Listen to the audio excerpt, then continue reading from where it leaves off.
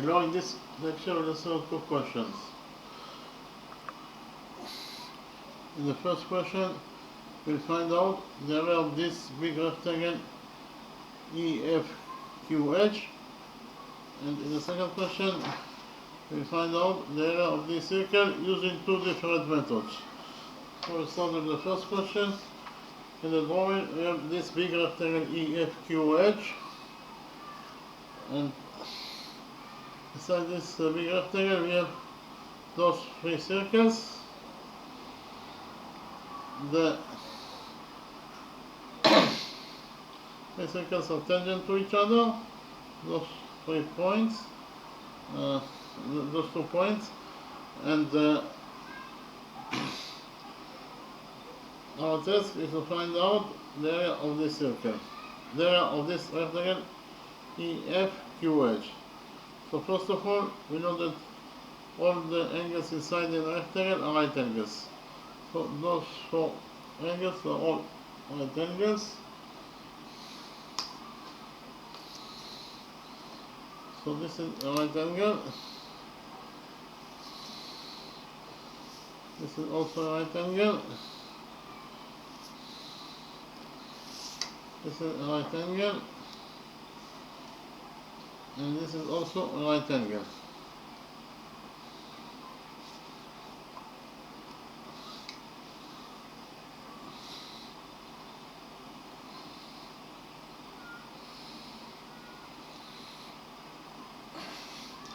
Here we can implement rule 1.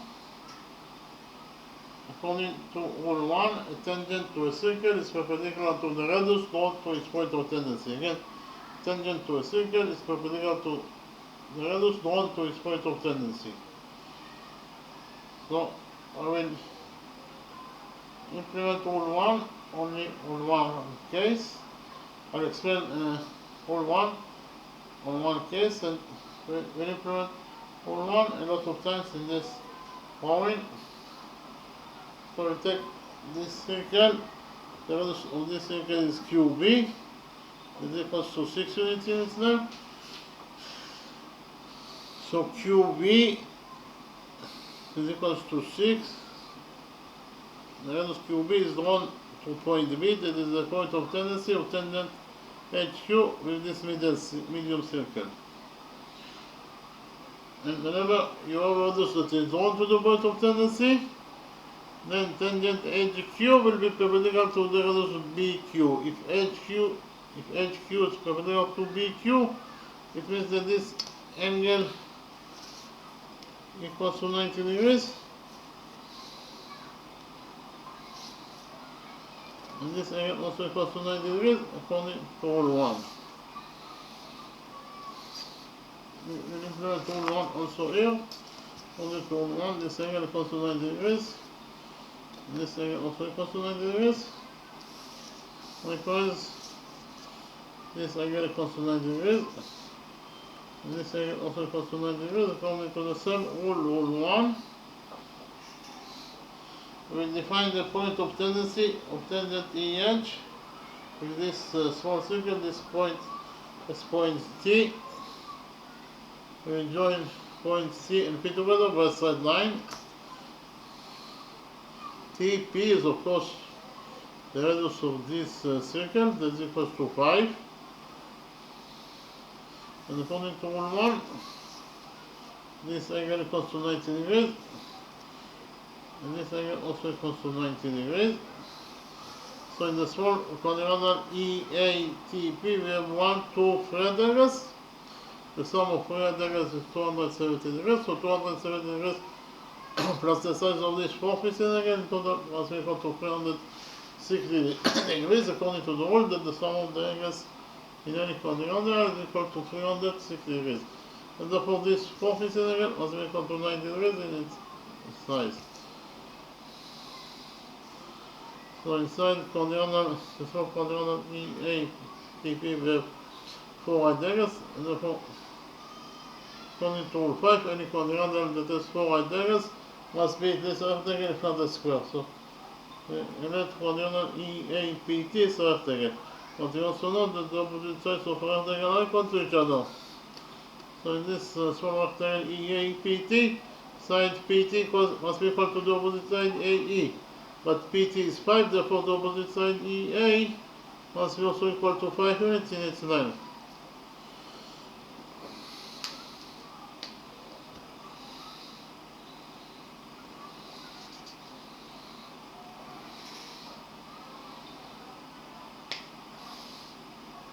In the next step, we will extend the radius BQ that is equals to 6 by a straight line until it touches side side EF of this the big rectangle.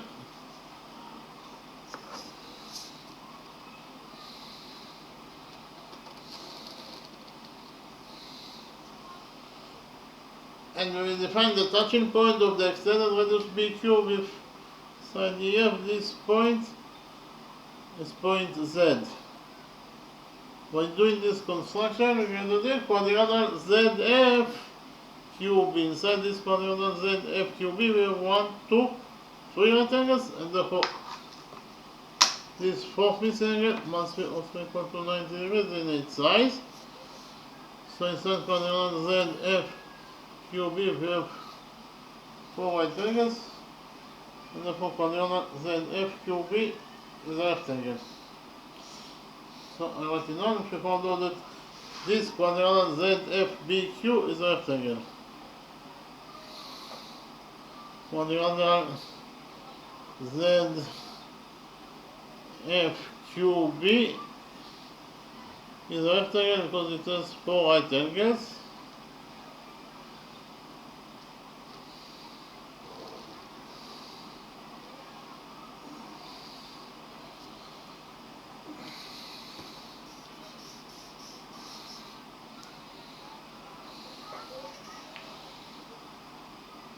In the next step, we will define the point of tendency of tangent HQ with this big circle. This point is point L, and we will join points S and L together by a straight line.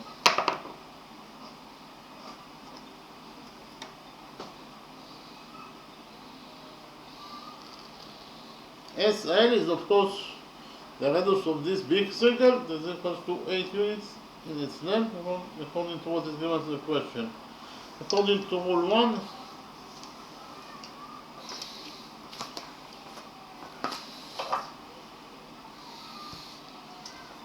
this angle equals to 90 degrees, and this angle also equals to 90 degrees.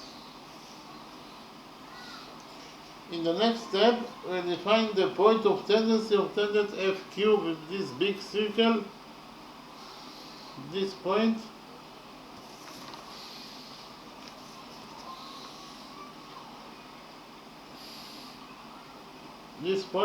is point Y, and we join points S and Y together by a straight line.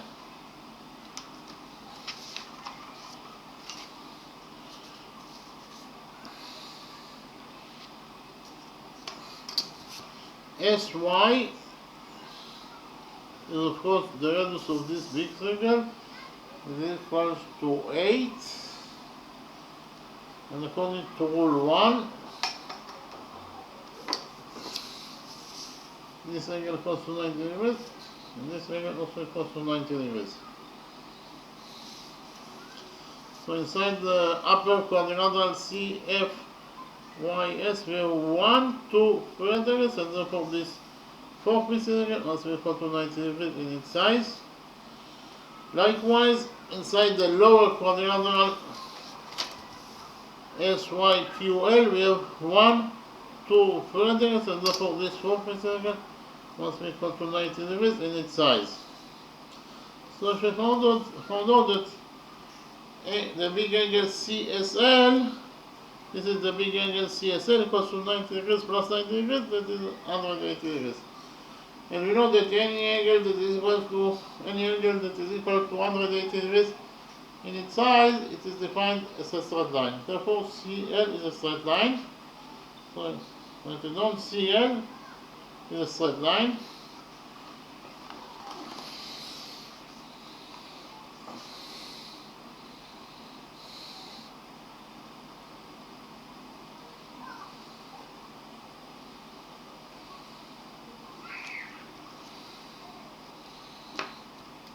And therefore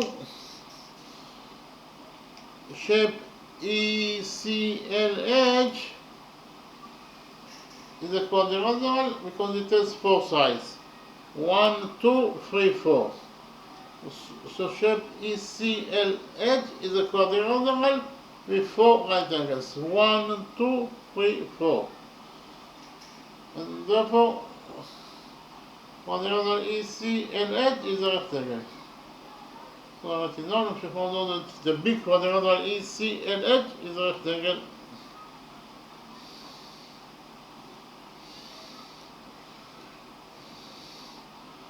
Because it has 4 right angles.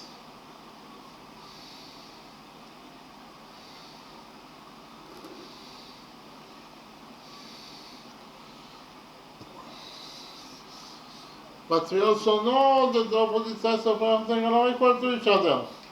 So in the big rectangle ECLH, side CL must be equal to the opposite side EH. What CL in total equals to 8 plus 8, that is 16. Therefore, the opposite side EH must be also equal to 16 units in its length. Okay. This is the opposite side EH. This is equal to 16 units in its length.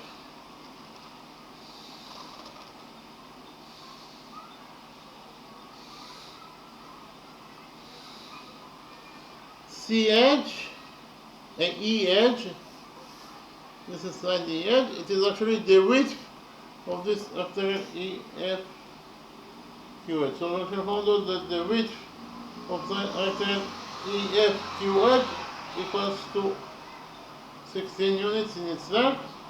The only thing that is left to find is to find the length of this rectangle EF, and the width times the length will be equal to the area of this big rectangle EFQH. Inside this small quadrilateral FCSY we have 4 rectangles, and therefore according to rule 5, quadrilateral CFSY is a rectangle. But we also know that the opposite sides of a rectangle are equal to each other. So in rectangle CFSY, side SY must be equal to the opposite side CF. But SY is 8, the opposite side CF must be equal to 8 units in its length. So the only thing that is left to find is to find the length of line segment ZC and the length of this line segment AZ. This way we find out the length of EF, that is the length of this biggest rectangle EFQH.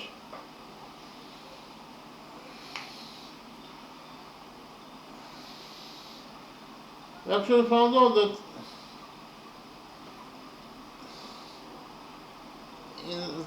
in this quadrilateral ZCLB we have 1, 2, 3, 4 right angles, and therefore it is a rectangle. Quadrilateral ZCLB is a rectangle because it has 4 right angles. But we also know that the opposite sides of a rectangle are equal to each other. So in rectangle ZCLB, side CL must be equal to the opposite side ZB. But CL is 16, therefore the opposite side ZB must be also equal to 16 units in its length. So ZB equals to 16 units.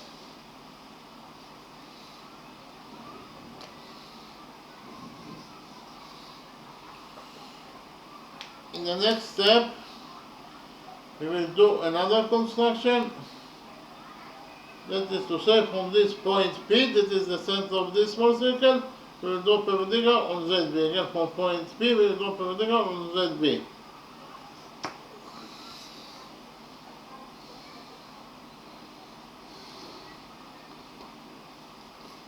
So actually, this angle equals to 90 degrees, and this angle also equals to 90 degrees according to the construction.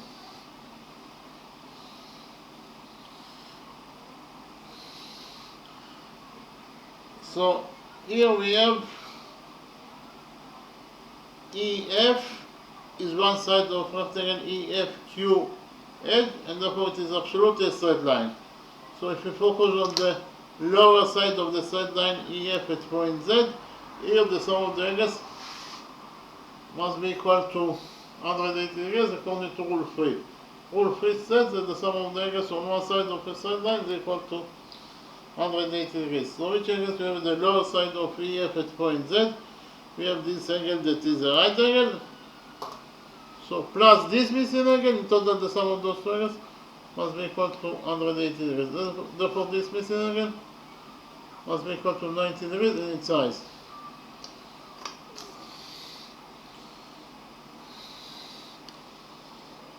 So if we found out that in quadrilateral AZP, we define the touching point of the perpendicular from point P and ZB, this point is point X.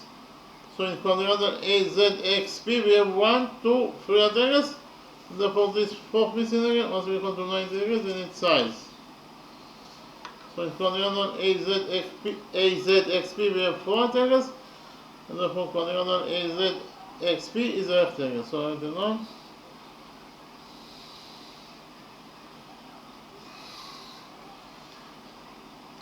But we also know that the opposite sides of a rectangle are equal to each other.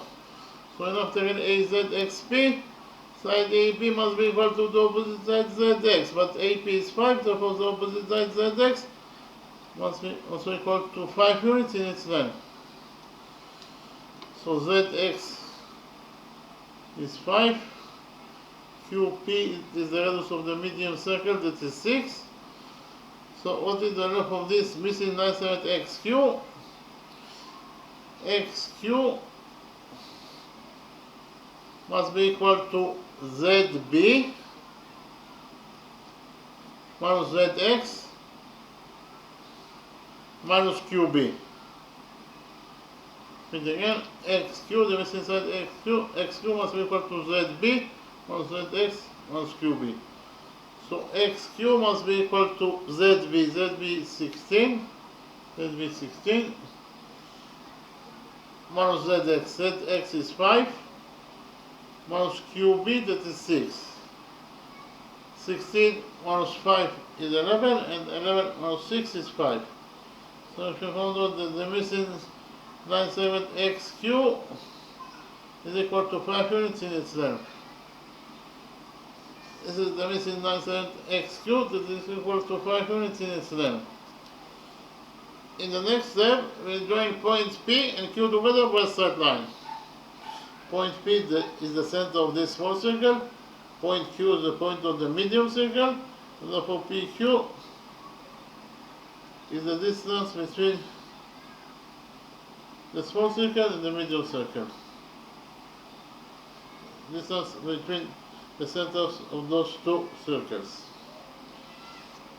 So we join points P and Q together by a straight line.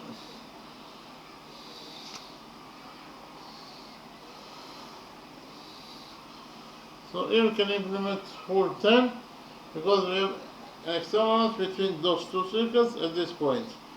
We define their touching point. This point is point F. So here we can implement rule 10 because we have an external line between those two circles at point F. According to rule 10, if two circles touch each other externally, then the straight line that connects their centers together passes through their touching point. In the drawing, we have two circles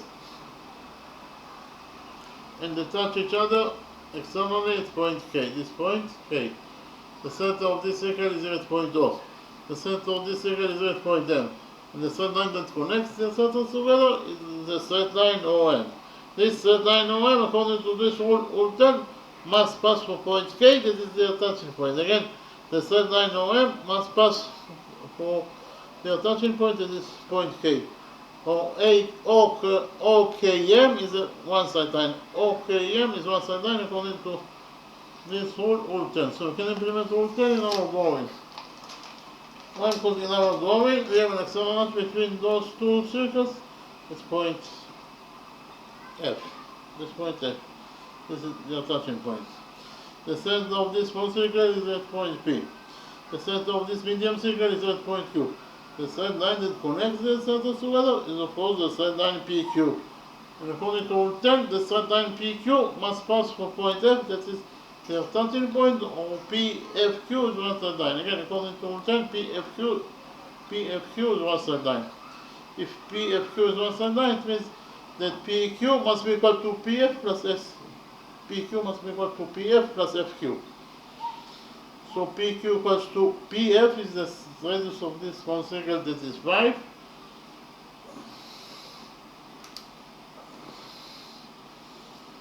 And QF is the radius of this medium circle, that is equals to 6. So in total PQ equals to PF, that is 5, plus FQ, that is 6. So PQ in total equals to 5 plus 6, that is 11. PQ equals to 11.0 to 11 units in its length.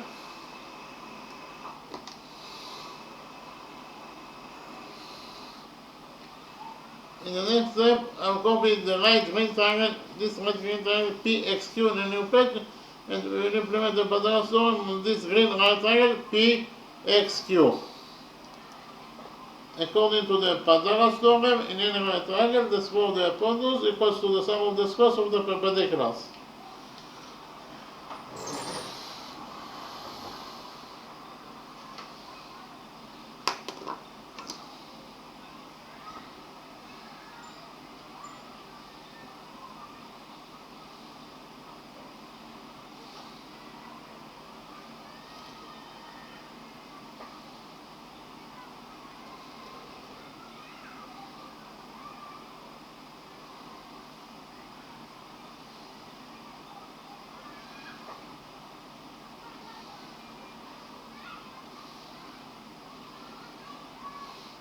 The hypotenuse PQ equals to 11 units in its length, and side XQ equals to 5 units in its length.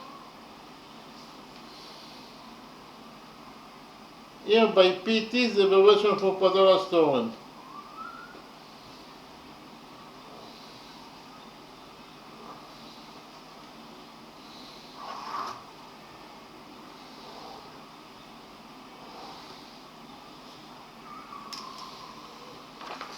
So actually, this is the right green triangle PXQ that is going from the original domain.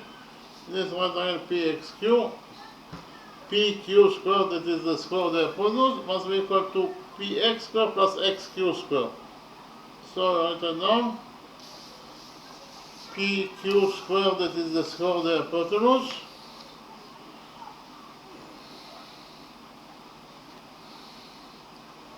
equals to PX squared plus XQ squared. The hypotenuse PQ is 11, therefore PQ squared is 11 squared, that is 121. And it is equal to PX squared. PX is the missing side, so we limit as it is. So it is PX squared plus XQ squared. XQ is 5, therefore XQ squared is 5 squared, that is 25. So in total, 121 equals to PX squared plus 25. Here we subtract 25 from this equation, and we will get that 121 minus 25 is 96, equals to PX squared.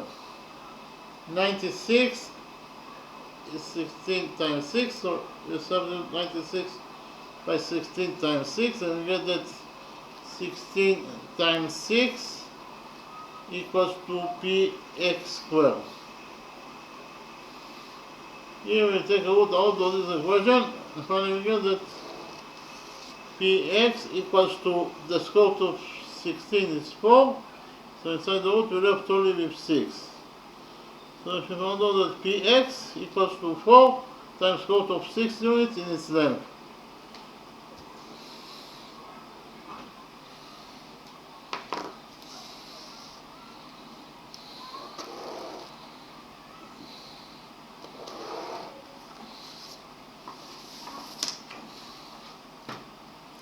This is side PX. This is equals to 4 times square root of 6 units in its length. We have already found out that AZXP is a rectangle, and we know that the opposite sides of a rectangle are equal to each other. So in rectangle AZXP, side PX must be equal to the opposite side AZ. But PX is 4 times square root of 6, therefore the opposite side AZ must be also equal to 4 times square root of 6 units in its length.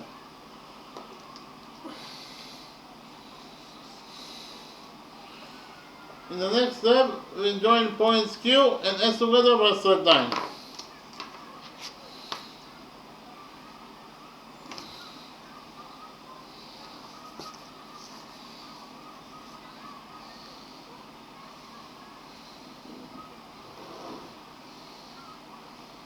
Point Q is the center of this medium circle. Point S is the center of this big circle. Therefore, SQ is the distance between the medium circle and the center of the medium circle and the center of the big circle. We have an externals between those two circles at this point. We define their touching points. This point is point J. Here we can implement rule 10 because we have an externals between those two circles at point J. According to rule 10, the straight line that connects the center of those two circles together, that is the straight line SQ, must pass through point J, that is their touching point. Again, the straight line SQ that connects the centers together must pass through their touching point, that is point J. Or SJQ is one straight line. Then again, SJQ is one straight line according to rule 10. Therefore, SQ must be equal to SJ plus JQ. Again, SQ must be equal to SJ plus JQ. QJ is the radius of this medium circle, that is equal to 6 units. And SJ is the radius of this big circle, that is equal to 8 units in its length. And therefore, in total, SQ is equal to SJ, that is 8, plus JQ, that is 6. 8 plus 6 is 14. So, SQ equals to 14 units in its length.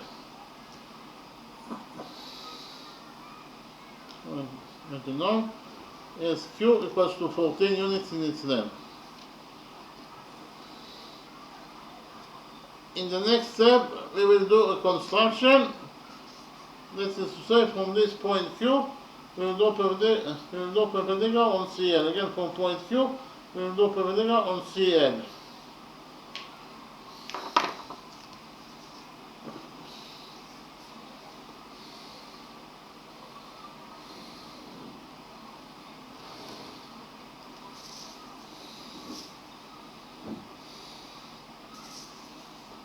So actually, this angle equals to 90 degrees and this angle also equals to 90 degrees according to our construction. We define the touching point of the perpendicular from point Q and CL. This point is point H.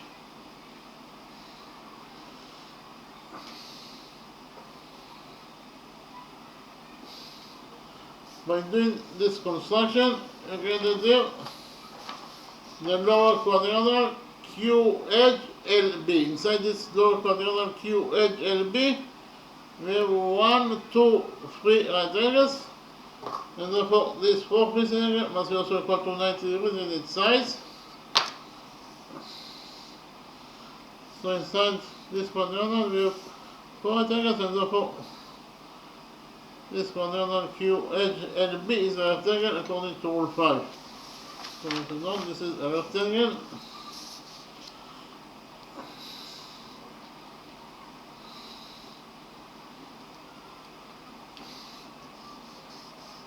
But we also know that the opposite sides of a rectangle are equal to each other. So in the lower rectangle QSLB, side QB must be equal to the opposite side HL. but QB is 6, therefore the opposite side edge must be also equal to 6 units in its length.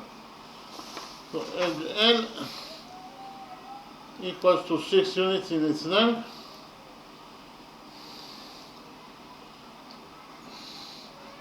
So what is the length of this short line segment? SH.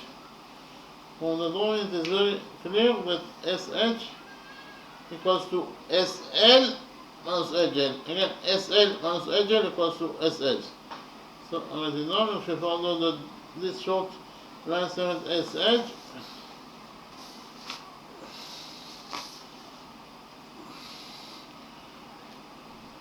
is equal to SL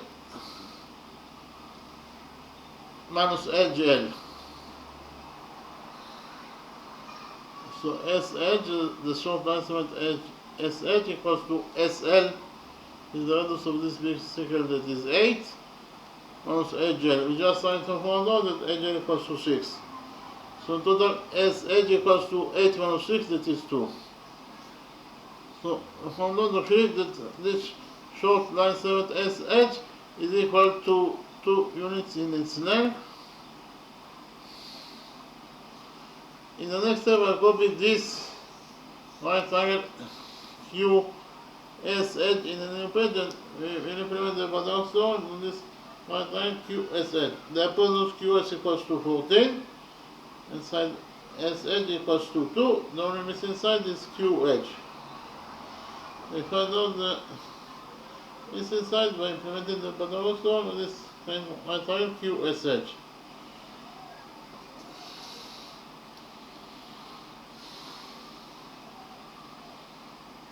Here by PT is the abbreviation for parallel stone.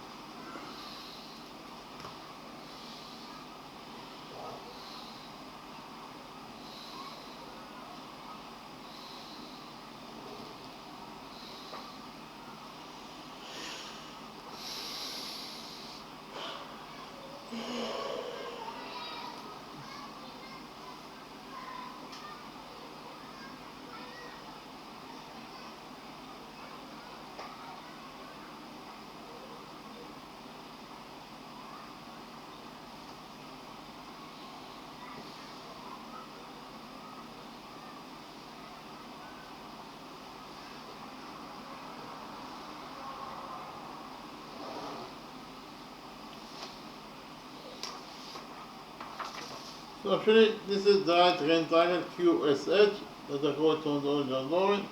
This right angle QSH, QS squared, that is the square of the hypotenuse, equals to SH squared plus HQ squared. So I write it down. QS squared, that is the square of the hypotenuse, equals to SH squared plus QH squared.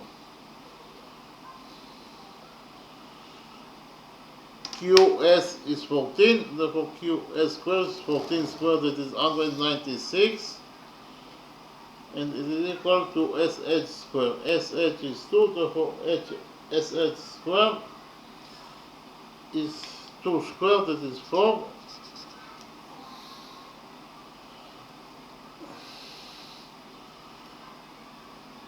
Plus QH squared. QH squared.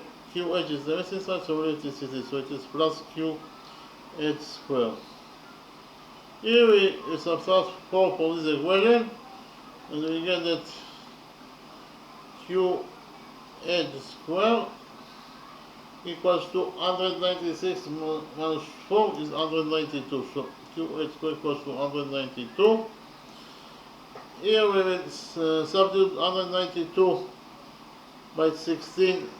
By 64 times 3, so 64 times 3 equals to QH squared. Here we take a root out of this equation, and finally we get that QH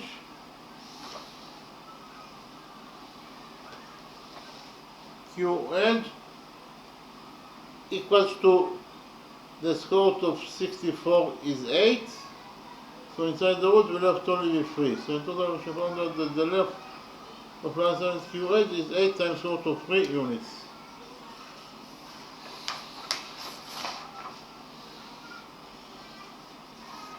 This is line segment QH that is equal to 8 times root of 3 units.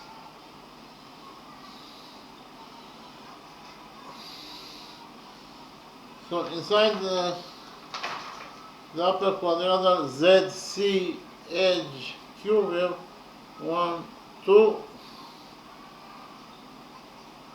3 right angles, and therefore this fourth missing angle must be also equal to 90 degrees in each side.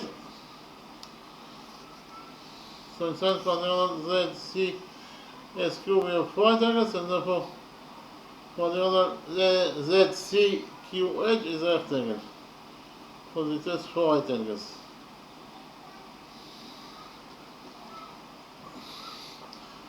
But we also know that the opposite sides of a rectangle are equal to each other. So in this rectangle ZCHQ, side QH must be equal to the opposite side ZC, but QH is 8 times root of 3. Therefore the opposite side ZC must be also equal to 8 times root of 3 units in its length. So if we found out that the length of this rectangle EHQF is EF, and EF in total equals to 5 plus 4 times root of 6 plus 8 times root of 3 plus 8. And the width is the edge that is 16. So the width times the length is the area of this rectangle EFQH. That is the area that we are looking for in this question. So I want to know the area of rectangle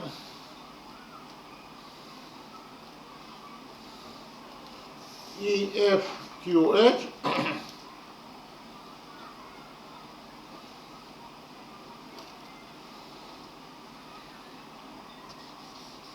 is equal to the width of the rectangle times the length.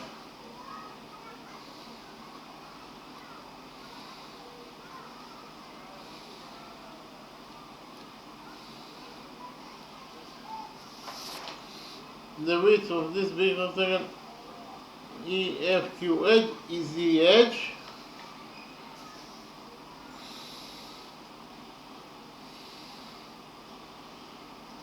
and the length is the F. So the area of rectangle EFQH equals to the width that is the edge times the length that is the F.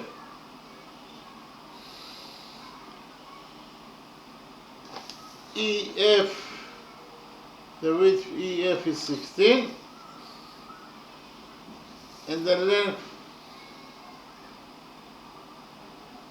EF equals to EA plus AZ plus ZC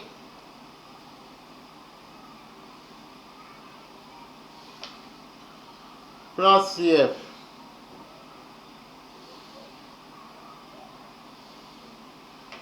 So today we found out that the area of rectangle EFQH equals to the width 16 times the length, that is EA plus AZ plus ZC plus CF. So in total the area of rectangle EFQH equals to 16 times EA. EA is 5 plus AZ. AZ is 4 times root of 6 plus ZC. ZC is 8 times root of 3 plus CF. CF is 8. So in total we actually found out that the area of rectangle EFQH equals to 16 times 5 plus 4 times root of 6 plus 8 times root of 3 plus 8. Actually, the value of this expression in total equals to 586.47 square units.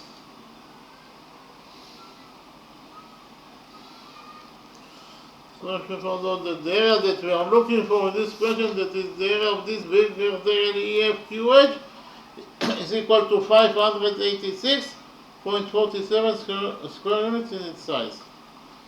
So we finish with the first question. In the next step, I will present to you the second question, and we will solve the second question by using two different methods.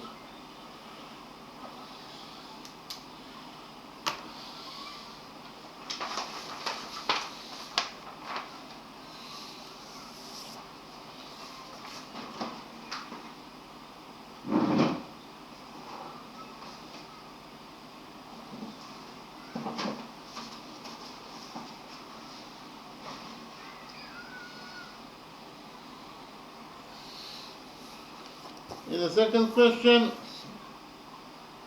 our task is to find out the area of this circle. So in the drawing we have a circle. This is called AB, that is equal to 8 units in its length. This is called PQ, that is equal to 6 units in its length. This is angle PMQ, that is a right angle. Again, our task is to find out the area of this circle. So in order to find out the area of this circle, I will present to you Rule 29, and we will implement Rule 29 in our drawing. According to Rule 29, peripheral angles that subtend on the same arc are equal to each other. Again, peripheral angles that subtend on the same arc are equal to each other. So in the drawing we have a circle. This is peripheral angle BDC that subtend on arc BC. The size of peripheral angle BDC is alpha. Likewise, we have another peripheral angle. This peripheral angle, this is peripheral angle CEB. This is equal to beta degrees in its size, and it's subtend on the same arc CB. And because of the fact that those two peripheral angles subtend on the same arc, they must be equal to each other in their sizes. That is to say, alpha equals to beta. So, if two peripheral angles subtend on the same arc, or it can be also more than two, doesn't matter how much. So peripheral angles that subtend on the same arc must be equal to each other in their sizes. In this case, those two peripheral angles subtend on the same arc BC, and therefore they are equal to each other. That is to say, alpha equals to beta. So we can implement Rule 29 in our drawing. Why? Because in our drawing, if we focus on this arc BQ,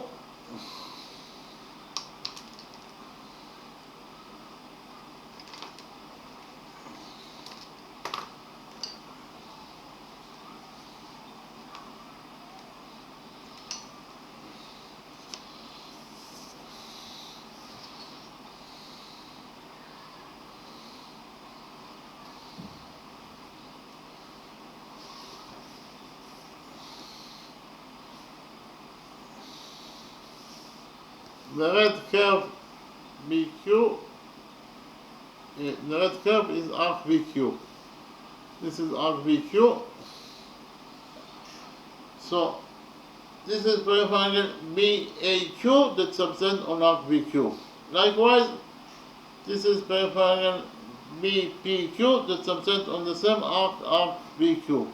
And because of the fact that those two peripheral angles subtend on the same arc BQ, they must be equal to each other in their sizes. So if the size of this peripheral angle BAQ equals to alpha,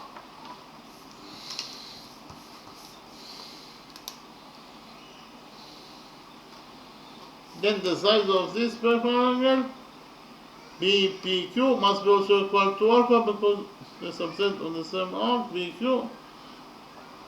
Therefore, they must be equal to each other according to Rule 29. In the next step, we'll focus on this arc AP.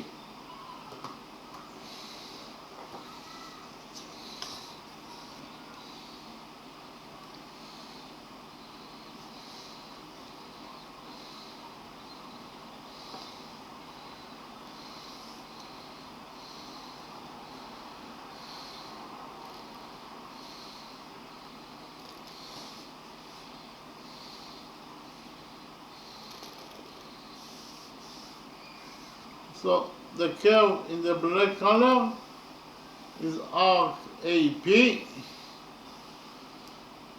So we have triangle AQP that subtend on arc AP. Likewise, we have also triangle ABP that subtend on the same arc AP. And because of the fact that those two triangles subtend on the same arc AP, they must be equal to each other in their sizes.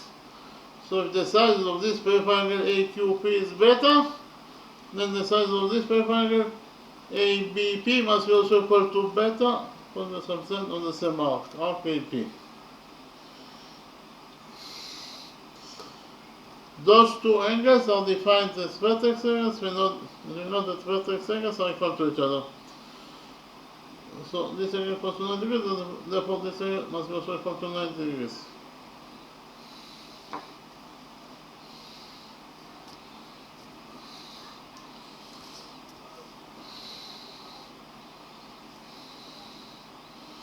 So in this triangle, the right triangle ABM, the sum of the angles must be equal to 180 degrees according to the rule that the sum of the angles in any triangle is equal to 180 degrees. So which angles we have in this right triangle ABM? Alpha plus beta plus 90 degrees, in total they must be equal to 180 degrees. So I write it down. In the right triangle ABM, the sum of the angles must be equal to 180 degrees. That is to say, alpha plus beta plus 90 degrees, in total they must be equal to 180 degrees. Here we will subtract 90 degrees from this equation, and we get that alpha plus beta equals to 180 degrees plus 90 degrees is 90 degrees. So alpha plus beta equals to 90 degrees. Here we will multiply this equation by 2, and we get that 2 alpha plus 2 beta equals to 90 degrees times 2 is 180 degrees. So in total we should find out that 2 alpha plus 2 beta equals to 180 degrees.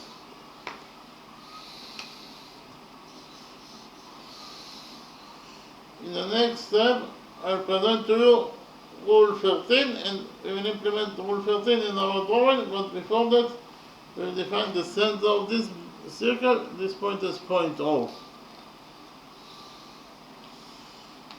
So according to Rule 13, a certain angle is twice as large as the peripheral angle subtended on the same chord. Here it is chord, but it also be arc. It doesn't matter if it is a chord or arc. It could be chord AB or also arc AB. So in the drawing we have a circle. This is peripheral angle ACB. Is equals to theta degrees in size, and it's subset on arc AB. Likewise, we have center angle UB that subset on the same arc AB. And because of the fact that those two angles subset on the same arc AB, therefore the center angle UB must be twice as large as this peripheral angle ACB. This peripheral angle ACB equals to theta degrees in size, and therefore the center angle AUB must be equal to 2 theta. Why? Because the center angle is twice as large as the peripheral angle that subset on the same arc. If the peripheral angle ACB equals to theta, then center angle UB that subtend on the same arc AB must be equal to 2 theta. So we can implement Rule 13 in our drawing. First of all, I will draw center angle UP.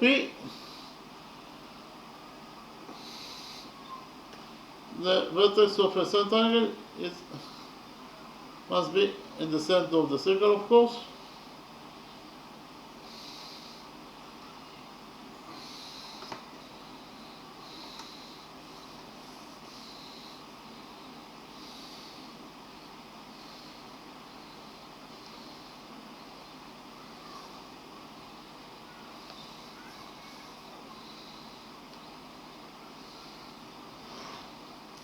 So okay, this is rectangle AOP that subset on RKP. Again, this is rectangle AOP that subset on RKP.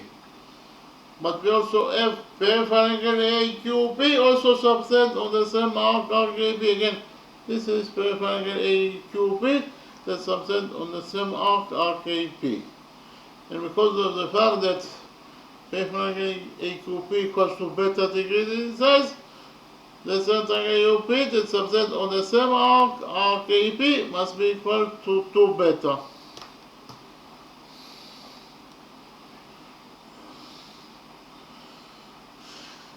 In the next step, we will create rectangle BOQ.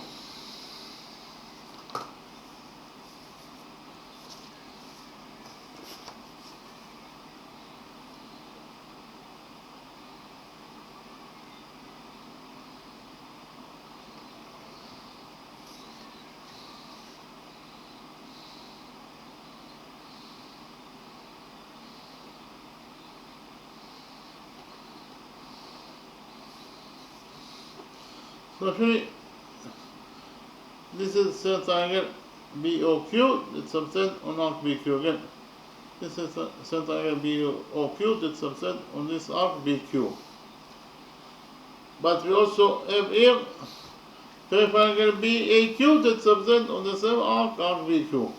The size of peripheral BAQ is alpha, therefore the size of peripheral BOQ that subset on the same arc BQ must be equal to 2 alpha, according to rule 13.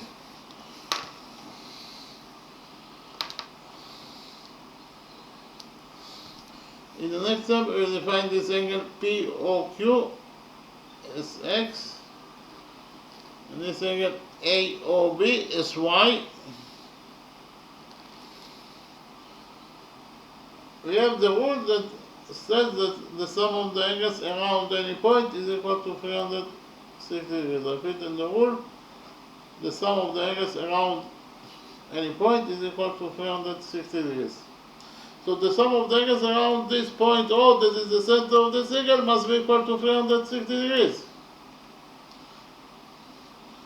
So which angles we have around point O?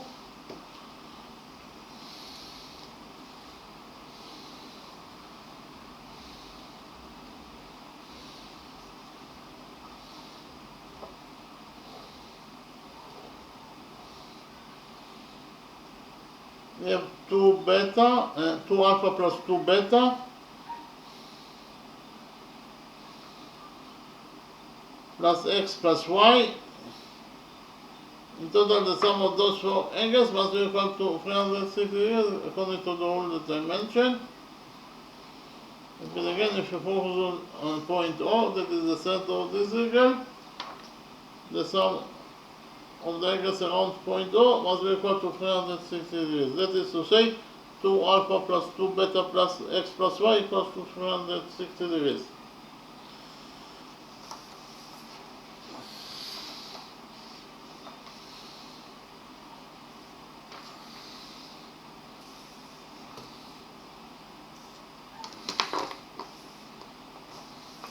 We have already found out that 2 alpha plus 2 beta equals to 180 degrees. Again, here 2 alpha plus 2 beta equals to 180 degrees. Therefore, you can substitute 2 alpha plus 2 beta in this equation by 180 degrees. We will do it now. We get that 180 degrees plus x plus y equals to 360 degrees. Here we subtract 180 degrees from this equation, and we get that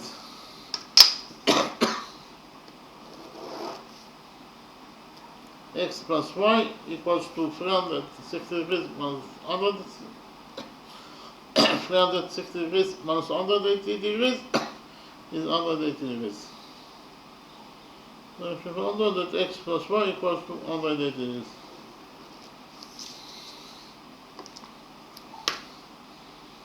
In the next step, I will present to you rule 30, and we will implement rule 30 in our drawing.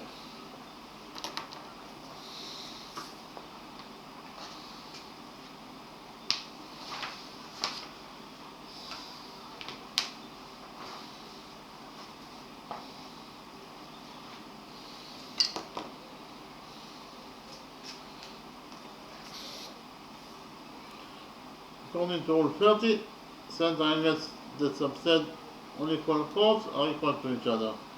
In the drawing, we have a circle. This is center angle COD. This is equal to alpha degree in its size, and it subtends on chord CD. Again, center angle COD subtends on chord CD. Likewise, we have this center angle AOB. This is equal to beta degree in its size, and it subtends on chord AB. According to this rule 30, if chord AB equals to chord CD, then those two center angles must be equal to each other in their sizes. This is to say alpha equals to beta. Repeat again. If chord AB equals to chord CD, then alpha equals to beta. So according to this rule 30, if two peripheral angles or more than two subtend on equal chords, they must be equal to each other in their sizes. So we can implement rule 30 in our drawing.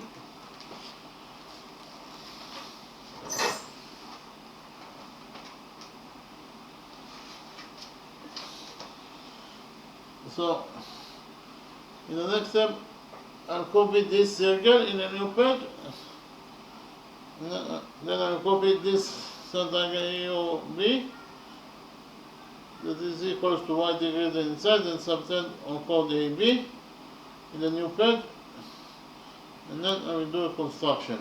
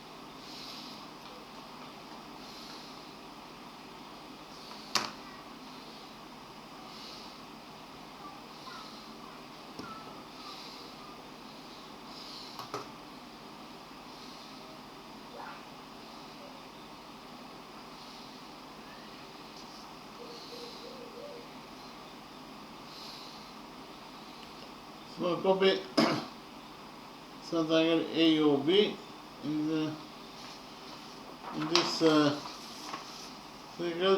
that is identical to the original circle.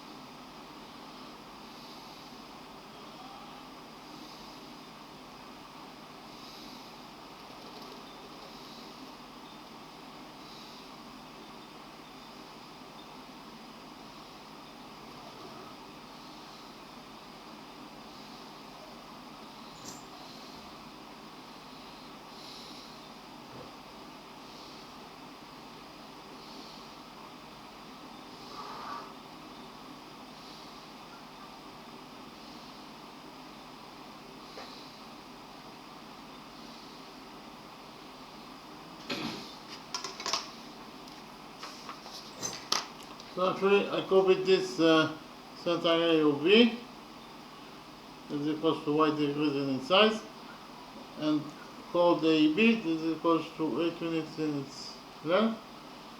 Center angle AOB is subset on chord AB.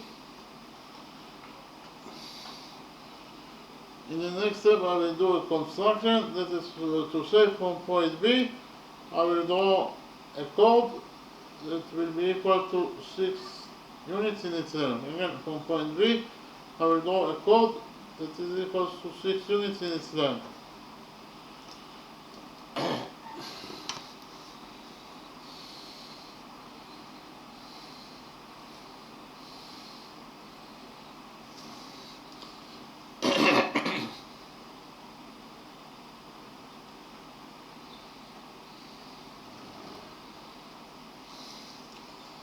So this is chord BC, that is equal to 6 units in its length according to my construction. Again, chord BC equals to 6 units in its length according to my construction.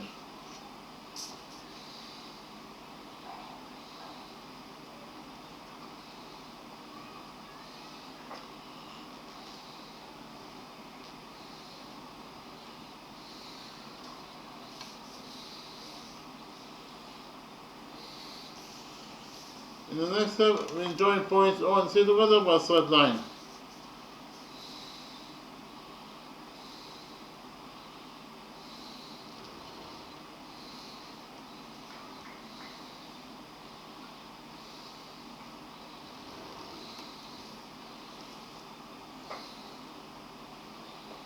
By joining points O and C, we get the center triangle BOC.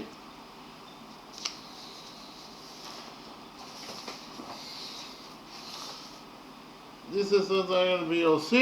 It's obtained on chord BC. This is equal to 6 units in its length. Again, this is center triangle BOC. It's obtained on chord BC. This is equal to 6 units in its length. Now we will implement Rule 30 in our drawing. We have center triangle. This circle is identical to our original circle. So we have center triangle BOC. Subset of chord BC that is equal to 6 units in its length. In our original drawing, we have center triangle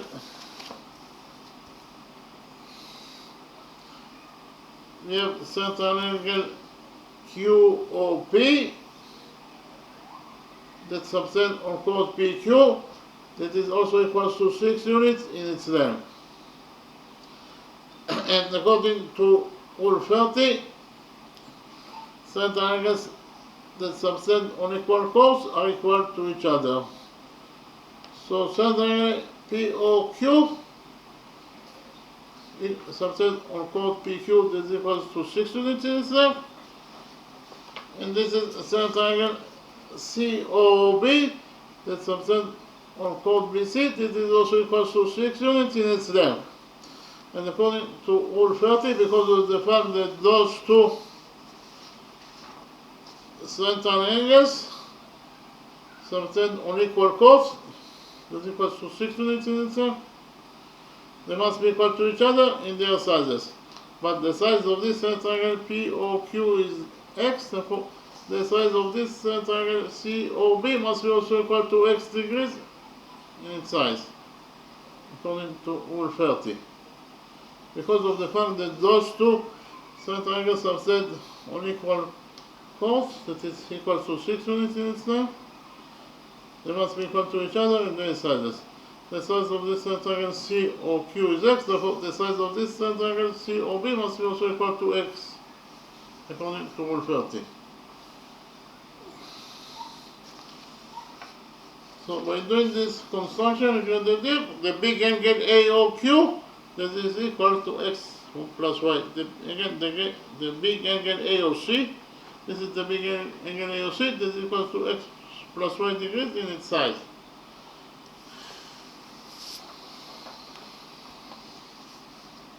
But we have already found out that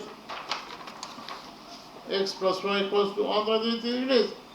That is to say, angle AOC that is equal to x plus y is equal to 180 degrees in its size. And we know that any angle that is equal to 180 degrees in its size, it is defined as a straight line. Therefore, AC is a straight line.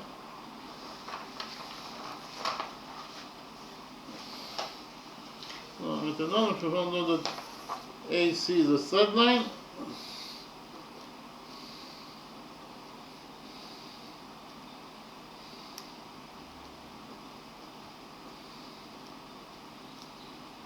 but AC is a straight line that touches the circle at 2 points, A and C.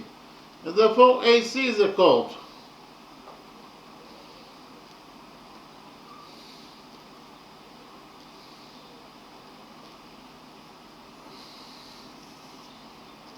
AC is a chord that passes point O, that is the center of the circle.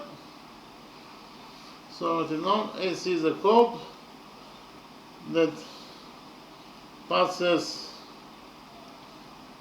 through point O.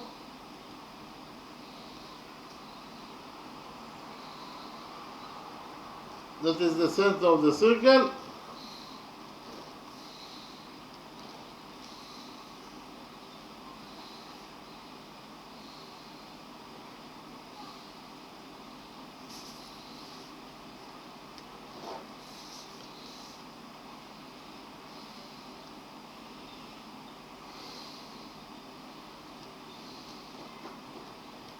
And we know that any chord that passes through the center of the circle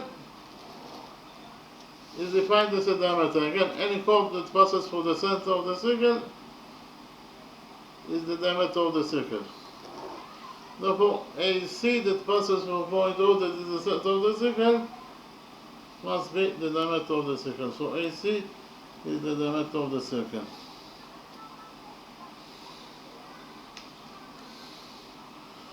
Now we can implement rule 7 in our drawing. So we click on rule 7 and implement the rule in our drawing. According to rule 7, if a peripheral angle subset on the diameter of the circle, then it must be equal to 90 degrees in its size. So in the drawing we have a circle. This is peripheral angle ACB that subset on chord AB, that is the diameter of the circle, and therefore according to this rule, rule 7, peripheral angle ACB must be equal to 90 degrees in its size. Indeed, peripheral angle ACB equals to 90 degrees in its size. So we can implement rule 7 in our drawing.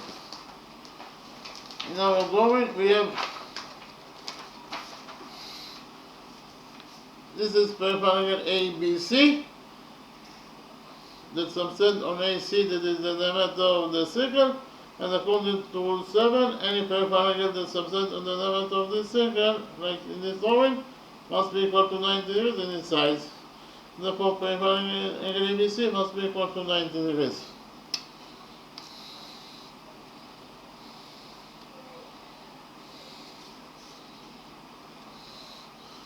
So in the next step, I'll copy the right triangle ABC in a new page, and we'll implement on this right triangle ABC the bundle of 7. The diameter AC is twice as long as the radius, so if the radius of this circle is R, then the diameter AC equals to 2R.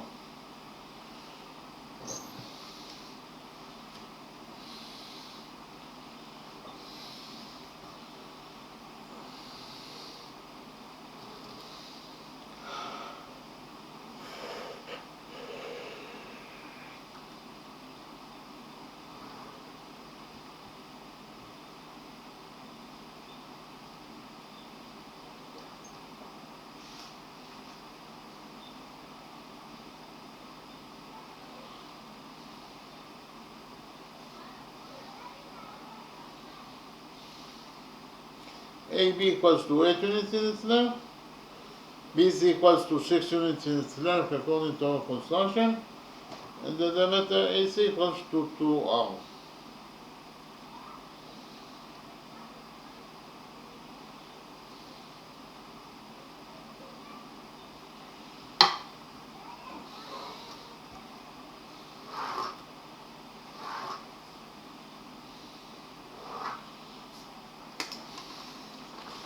So actually, this is the right triangle ABC that according to the original drawing, this right triangle ABC, AC squared, that is the square of the hypotenuse, equals to AB squared plus BC squared. So I did not, if you found out that AC squared, that is the square of the hypotenuse, equals to AB squared plus BC squared. AC equals to 2R, therefore AC squared is 2R squared, 2R squared is 4R squared, and this is equal to AB. AB is 8, therefore AB squared is 8 squared, that is 64, plus BC squared. BC is 6, therefore BC squared is 6 squared, that is 36. 64 plus 36 is 100. So in total, we actually found out that 4r squared equals to 100. Here we will divide this equation by 4, and we get that r squared equals to 100 over 4 is 25. R squared equals to 25. Here we take a root from this, out of this equation, and we get that the reduced r equals to the square root of 25, that is 5. So if you found out that the radius of this circle, the radius of this circle r equals to 5 units in its length. Our task is to find out the area of this circle.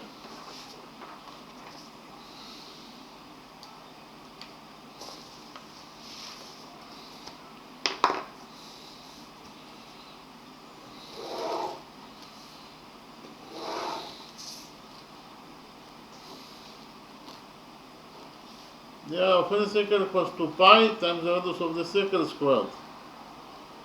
Repeat again, the area of any circle equals to pi times the radius of the circle squared. And therefore the area of our circle must be equal to pi times the radius of our circle squared. The radius of our circle squared is r squared. So the area of our circle must be equal to pi r squared. So it is pi times r squared. R is 5, therefore r squared is 5 squared, it is 25. So in both methods, we actually found out that the area of this circle equals to either 25 pi square units in size, or in terms of numbers, the area of this circle in both methods is equals to 78.54 square units in its size. So we finish with the second method of the second question. In the next step, I'll summarize the lecture. I'll start with the first question, of course.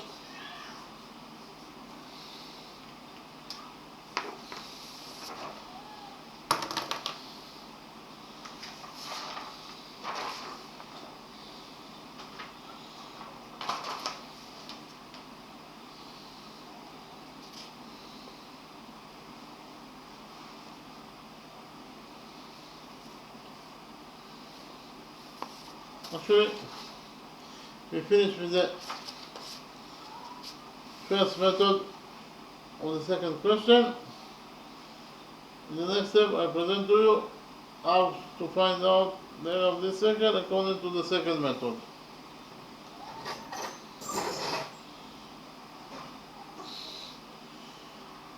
In the second method, we use the sum of the things that we already found out in the first method. The first method, we already found out that those two areas are both equal to alpha.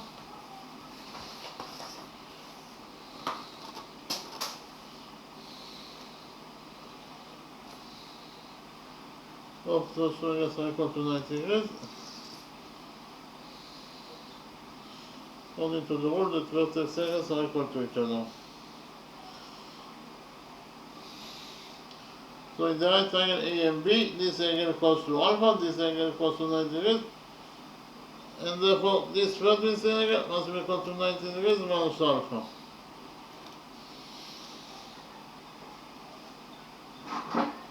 Why? Because 90 degrees minus alpha plus alpha is 90 degrees, and 90 degrees plus 90 degrees is equal to 180 degrees. That is the sum of the angles in any triangle.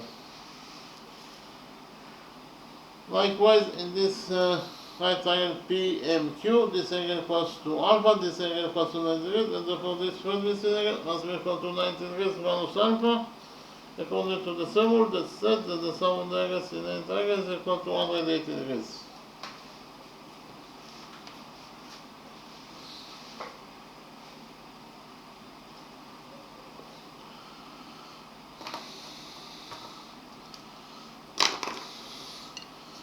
It's very easy to see that those two right angles are similar to each other according to angle similarity rule. I will explain anyway why those two right angles are similar to each other. those two angles are both equal to alpha, therefore they are equal to each other. In addition, those two angles are both equal to 90 degrees and therefore they are equal to each other. And finally, those two angles are both equal to 90 degrees minus alpha, therefore they are equal to each other. So if you prove that all the figures on this right triangle A and B are correspondingly equal to all the figures of this right triangle P and Q, and therefore those two right triangles are similar to each other according to angle similarity rule. So if you follow the right triangle P A and B,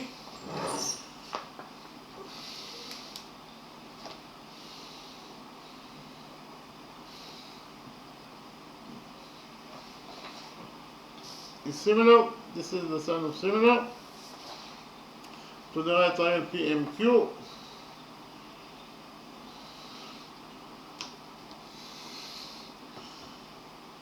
According to angle similarity rule.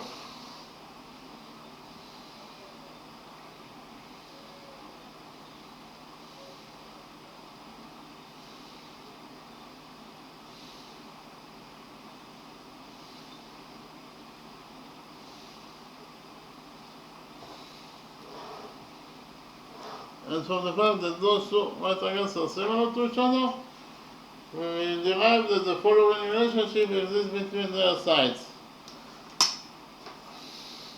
We derive that side AB of the right triangle A and B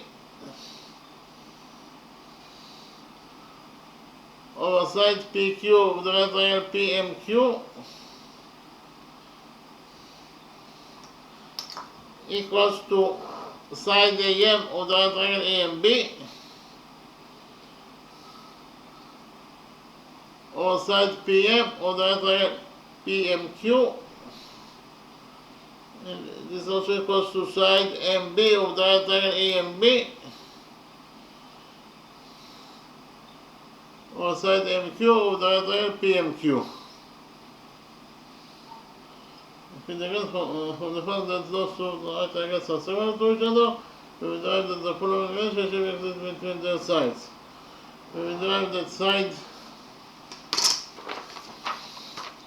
AB of the right triangle A and B over side PQ of the right triangle PMQ is equal to side AM of the right triangle A and B or side PM of the right triangle PMQ. This is also equals to side MB of the right triangle A and B over side MQ of the right triangle PMQ. AB is 8.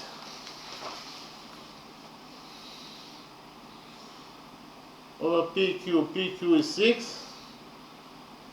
And it is equal to AM over PM.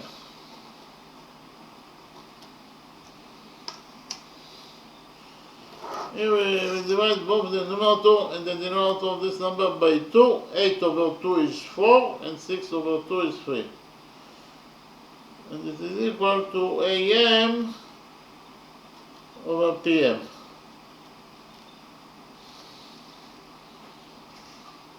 Here we multiply both the numerator and the denominator of this number by A. A over A is 1. And it is allowable to multiply any expression by 1, because by multiplying any expression by 1, you will not change the value of the expression. Okay, so we multiply both the numerator and the denominator by A plus A, that is by A, and A over A is 1. Therefore, it is allowable to do this operation. So 4A over 3A equals to AM over PM.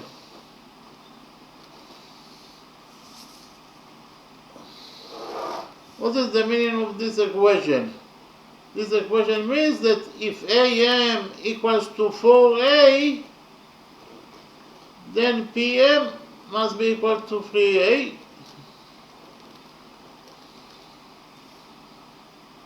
Only if 4A equals to only if 4A equals to AM, then PM must be equal to 3A.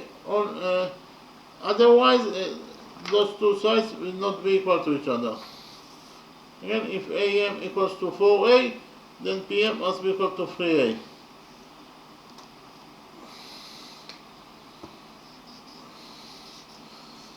So I found out that if this line segment AM, if this side AM equals to 4A,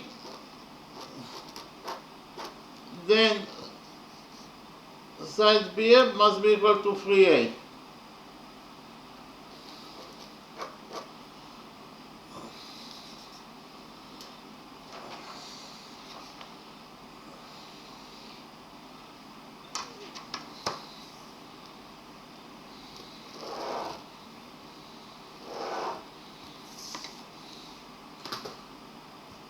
Those two sides of the equation are equal to each other. AP over PQ is 4/3, so 4/3 equals to MB over MQ. 4/3 equals to MB over MQ. Here we multiply both the numerator and the denominator of this number by B, and we get that 4B over 3B equals to MB over MQ. What is the meaning of this equation? It means that if MB equals to 4B,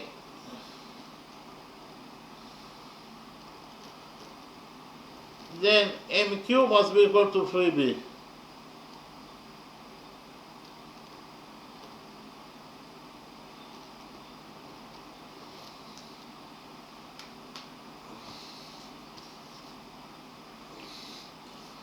So if MB equals to 4B,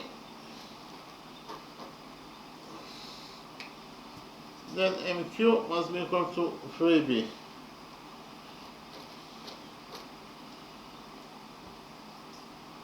PB is a chord in this circle. PB is a chord, it is absolutely a straight line. So if we focus on the right side of this straight line, PB is point M, here the sum of the angles must be equal to 180 degrees according to rule 3. Rule 3 says that the sum of the angles from one side of a straight line is equal to 180 degrees. So which angles we have at the right side of the straight line PB at point M? We have this angle that is a right angle, plus this missing angle. In total the sum of those two angles must be equal to 180 degrees according to rule 3. Therefore this missing angle must be equal to 90 degrees in its size.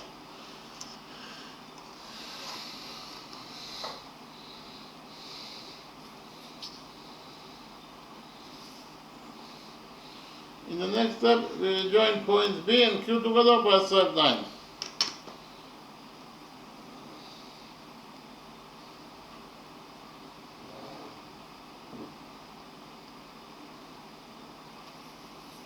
By joining points B and Q, we created the right triangle MBQ. So in the next step, I will copy the right triangle MBQ in a new page, and we will implement on it the Pythagoras theorem.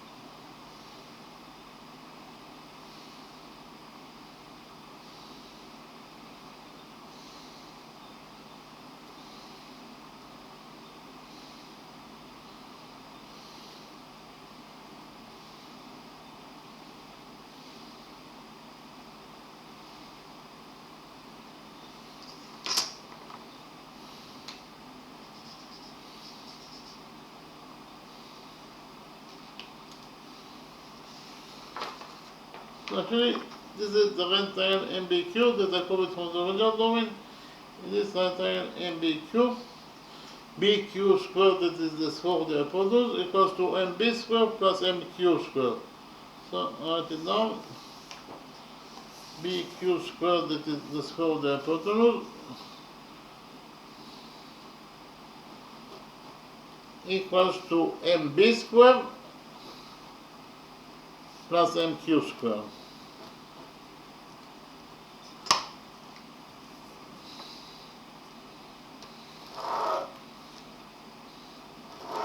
bq is the missing side, so we know it as it is, so it is bq squared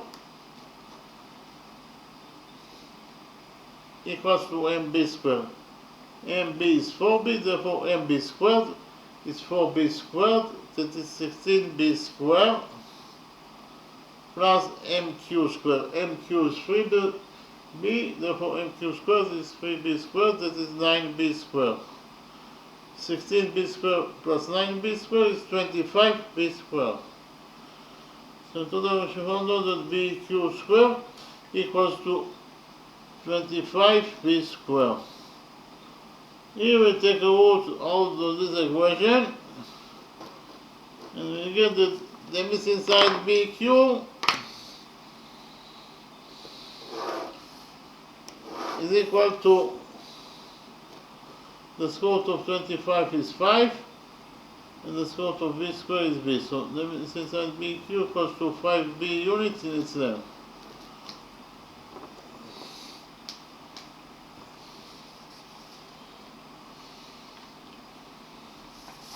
Okay, this is the missing side BQ. This is equals to 5 units in its length.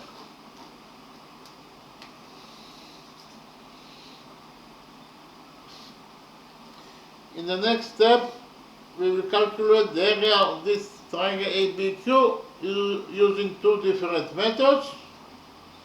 And then we create an equation that says that the area of triangle ABQ according to the first method must be equal to the area of triangle ABQ according to the second method.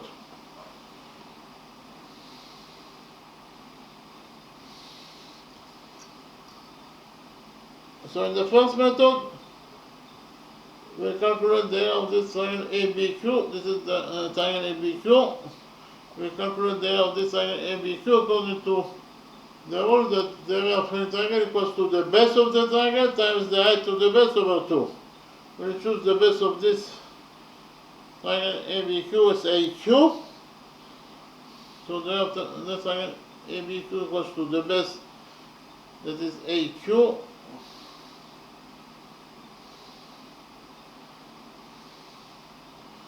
times the height to the base, that is BM. Why BM is the height to the base? Because of the fact that BM creates 90 degrees with the base AQ. Those two angles are right angles. So according to the first method, the area of this triangle ABQ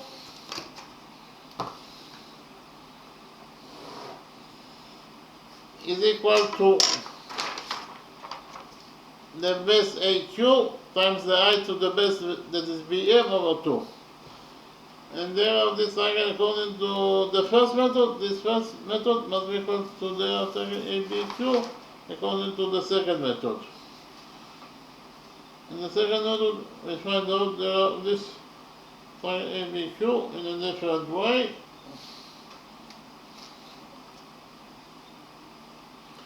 This is triangle ABC, that could be any triangle. This triangle ABC, side AB equals to A unit in its length, side AC equals to B unit in its length, and side BC equals to C unit in its length. The area of this triangle, according to the new formula, equals to A times B times sinus theta over 2. Again, the area of this triangle ABC, that could be any triangle, equals to A times B times sinus theta over 2. So according to this rule, the area of any triangle is equal to the multiplication of two sides by each other times sinus the angle between those two sides over 2. So according to the new rule, the area of this triangle ABQ will be equal to AB times BQ, that is the multiplication of two sides by each other,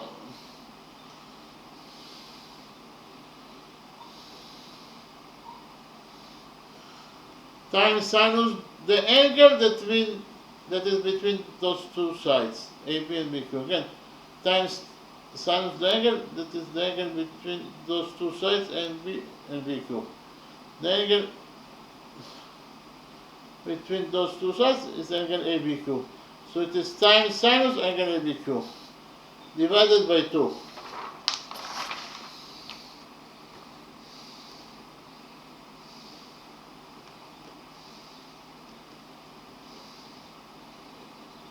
So if you found out that according to the second method, the area of this angle ABQ equals to AB times BQ, that is the multiplication of two sides by each other, times sinus the angle that is between side AB and BQ, that is actually sinus angle ABQ divided by 2.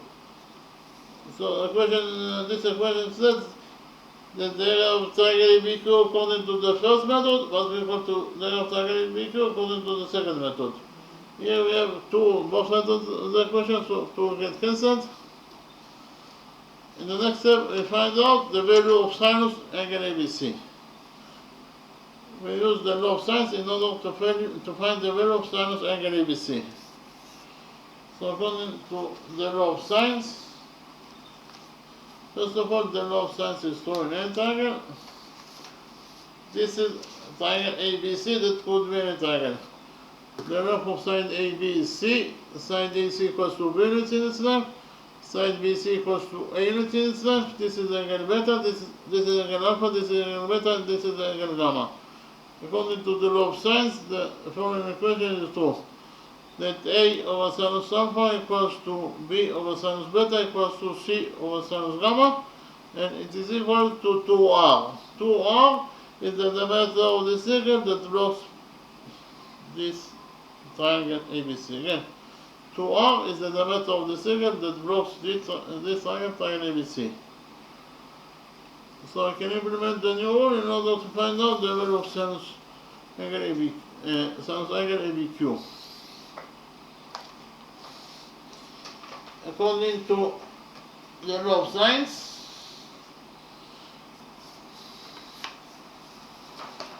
this triangle ABQ, the following equation will be true. AQ over sinus angle ABQ, again it is the side and the angle between and the angle that is in front of two sides. Okay, it is the side and the angle in front of this side. So it is AQ over sinus angle ABQ. Again, AQ over sinus angle ABQ equals to 2R.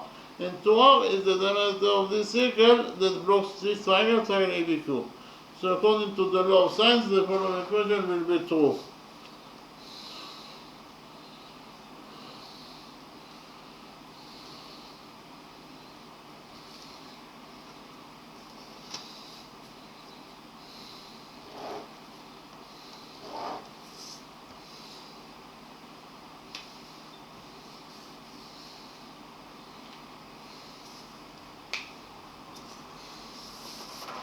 AQ over sinus angle ABQ equals to 2R. Again, AQ over sinus angle ABQ equals to 2R.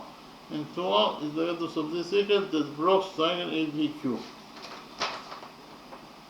So AQ over sinus angle ABQ equals to 2R. This equation is the implementation of the law of sines in our triangle ABQ.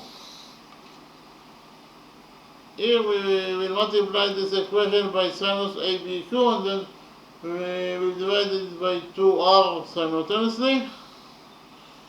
And we get that sinus angle ABQ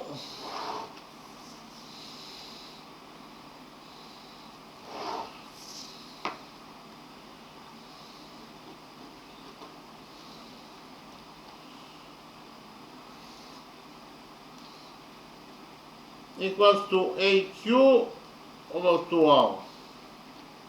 Again, we multiplied this equation by sinus angle ABQ, and then we divided it by 2R, and we found out that sinus angle ABQ equals to AQ over 2R.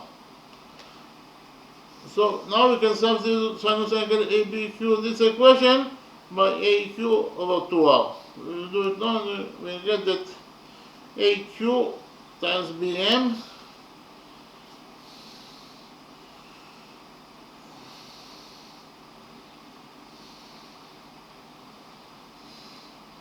equals to AB times BQ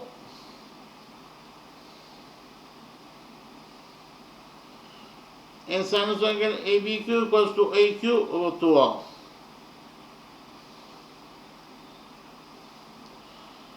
So if we found out that AQ times BM equals to AB times BQ times AQ over 2R. Here we have AQ on both sides of this equation, so AQ will get cancelled. After we get that AQ on this side of the equation, we left only with BM. So BM equals to AB times BQ over 2R. Here we will multiply this equation by R, and then we divide it by BM in order to find out the value of R. That is the radius of this circle that blocks triangle ABQ. But again, we multiply this equation by R, and then we divide it by BM simultaneously, and we get that R equals to AB times BQ over 2 times BM. So R equals to AB equals to 8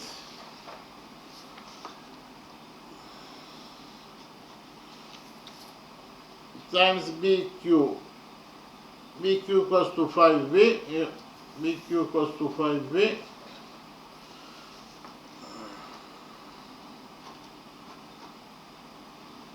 Over 2 times BM. BM equals to 4B.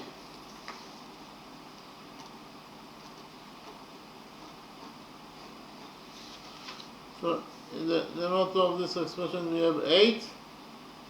In the denominator of this expression we have 2 times 4, that is also 8. So those two expressions will get cancelled. In the denominator of this expression we have B, and in the denominator we have also B. So B also will get cancelled, and we left only if R equals to 5. So if we found out that the radius of this circle R equals to 5 units in its length.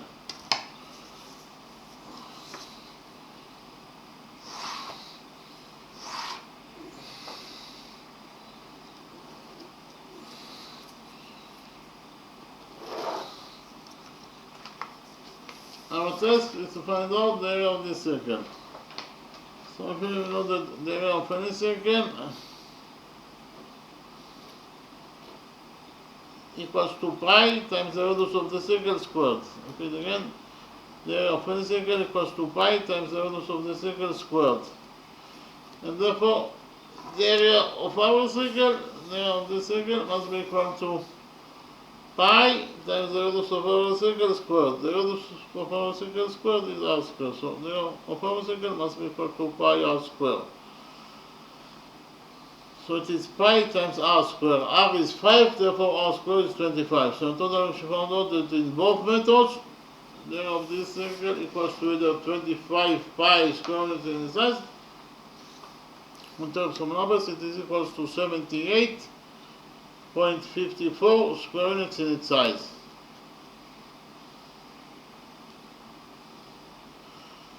So in the next step, I'll start the lecture. We'll start with the first question, of course.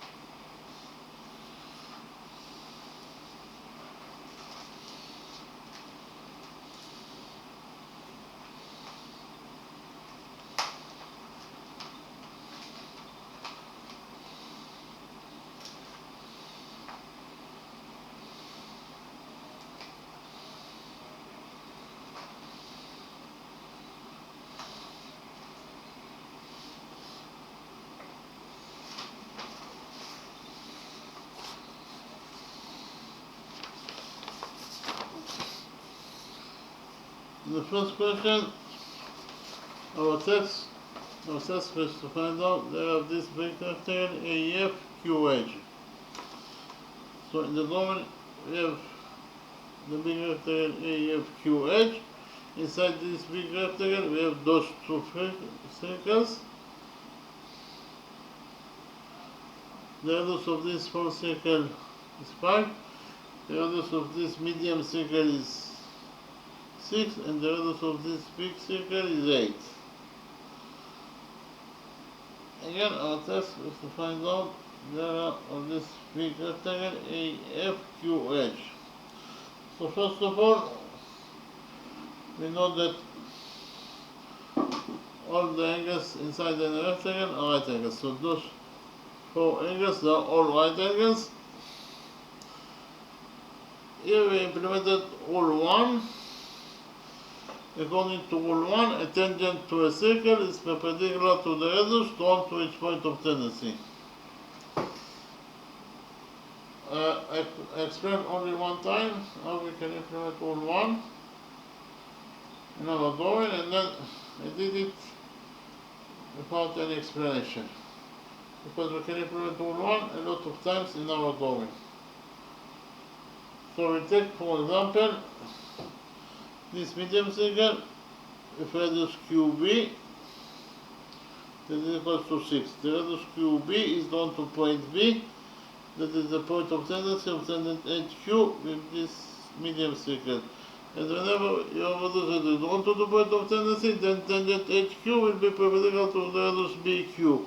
If HQ is perpendicular to BQ, it means that this angle equals to 90 degrees, and this angle also equals to 90 degrees according to rule 1.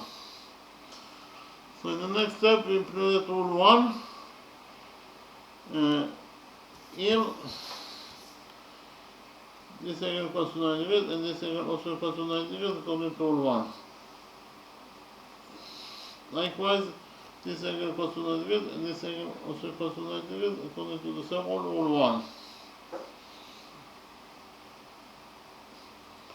We join points P and T together by straight line. PT is the radius of this circle, that is 5, and according to rule 1, this angle equals to 90 degrees, and this angle also equals to 90 degrees. Here also, according to rule 1, this angle equals to 90 degrees, and this angle also equals to 90 degrees. And according to the same rule 1, this angle equals to 90 degrees, and this angle also equals to 90 degrees. Now, we actually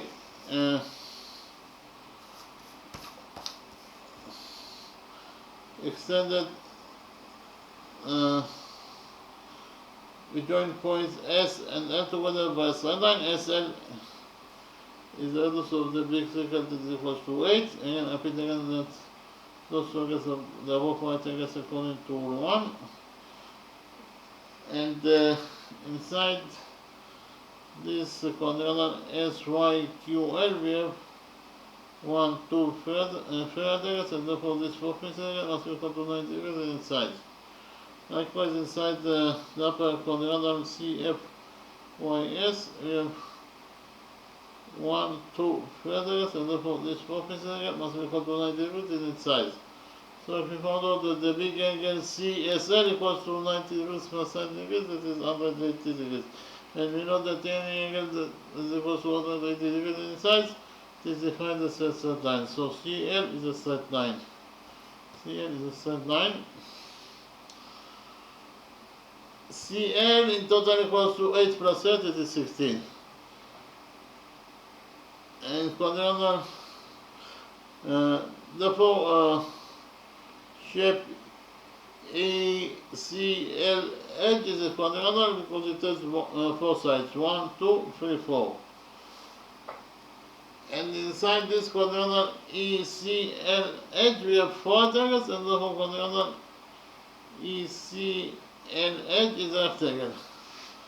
But we also know that the opposite sides of a rectangle are equal to each other. So in the big rectangle ECL edge, side CL must be equal to the opposite side EH, but CL is 16, therefore the opposite side EH must be also equal to 16 units in its length. here we extended the radius BQ by straight line until it touches side EF.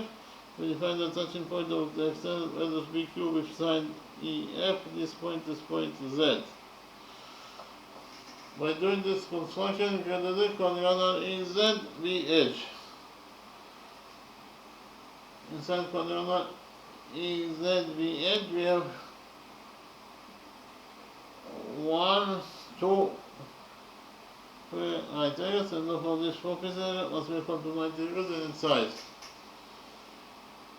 So quadrilateral EZBH is 4 degrees, and therefore it is a rectangle. But we also know that the opposite sides of a rectangle are equal to each other. So in rectangle ZEHB, we have side ZB must be equal to the opposite side EH. But EH is 16, therefore the opposite side ZB must be also equal to 16 units in its length. In the next step, we did another construction, that is to say, from point P we go perpendicular on ZB. Again, from point P we go perpendicular on ZB. So this angle equals to 90 degrees, and this angle also equals to 90 degrees. According to our construction, we define the touching point of the perpendicular from point P and ZB. This point is point X. By doing this construction, we can deduct quadrilateral AZXP. Inside quadrilateral AZXP, we have 1, 2, 3 rectangles, and therefore this focus area must be equal to 90 degrees in its size. So inside quadrilateral AZXP, we have 4 rectangles, and therefore it is a rectangle. But we also know that the opposite sides of a rectangle are equal to each other. So in rectangle AZXP, we have side AP must be equal to the opposite side ZX. But AP is 5, therefore the opposite side ZX must be also equal to 5 units in its length. So what is the length of XQ? XQ equals to ZB minus ZX minus QB. Again, XQ equals to ZB minus ZX minus QB. So XQ equals to ZB. ZB is 16, minus ZX is 5, and minus QB is 6. 16 minus 5 minus 6 is 5. So this is the missing line segment. XQ must be equal to 5 units in its length. In the next step, we join points P and Q together by a straight line. We have an external line between those two circles at this point, point F. Therefore, we can implement here rule 10. According to rule 10, if two circles have an external line between them like here, then the straight line that connects the circles together, that is the straight line PQ, must pass through point F, that is their touching point, or PFP is one straight line. Again, PFQ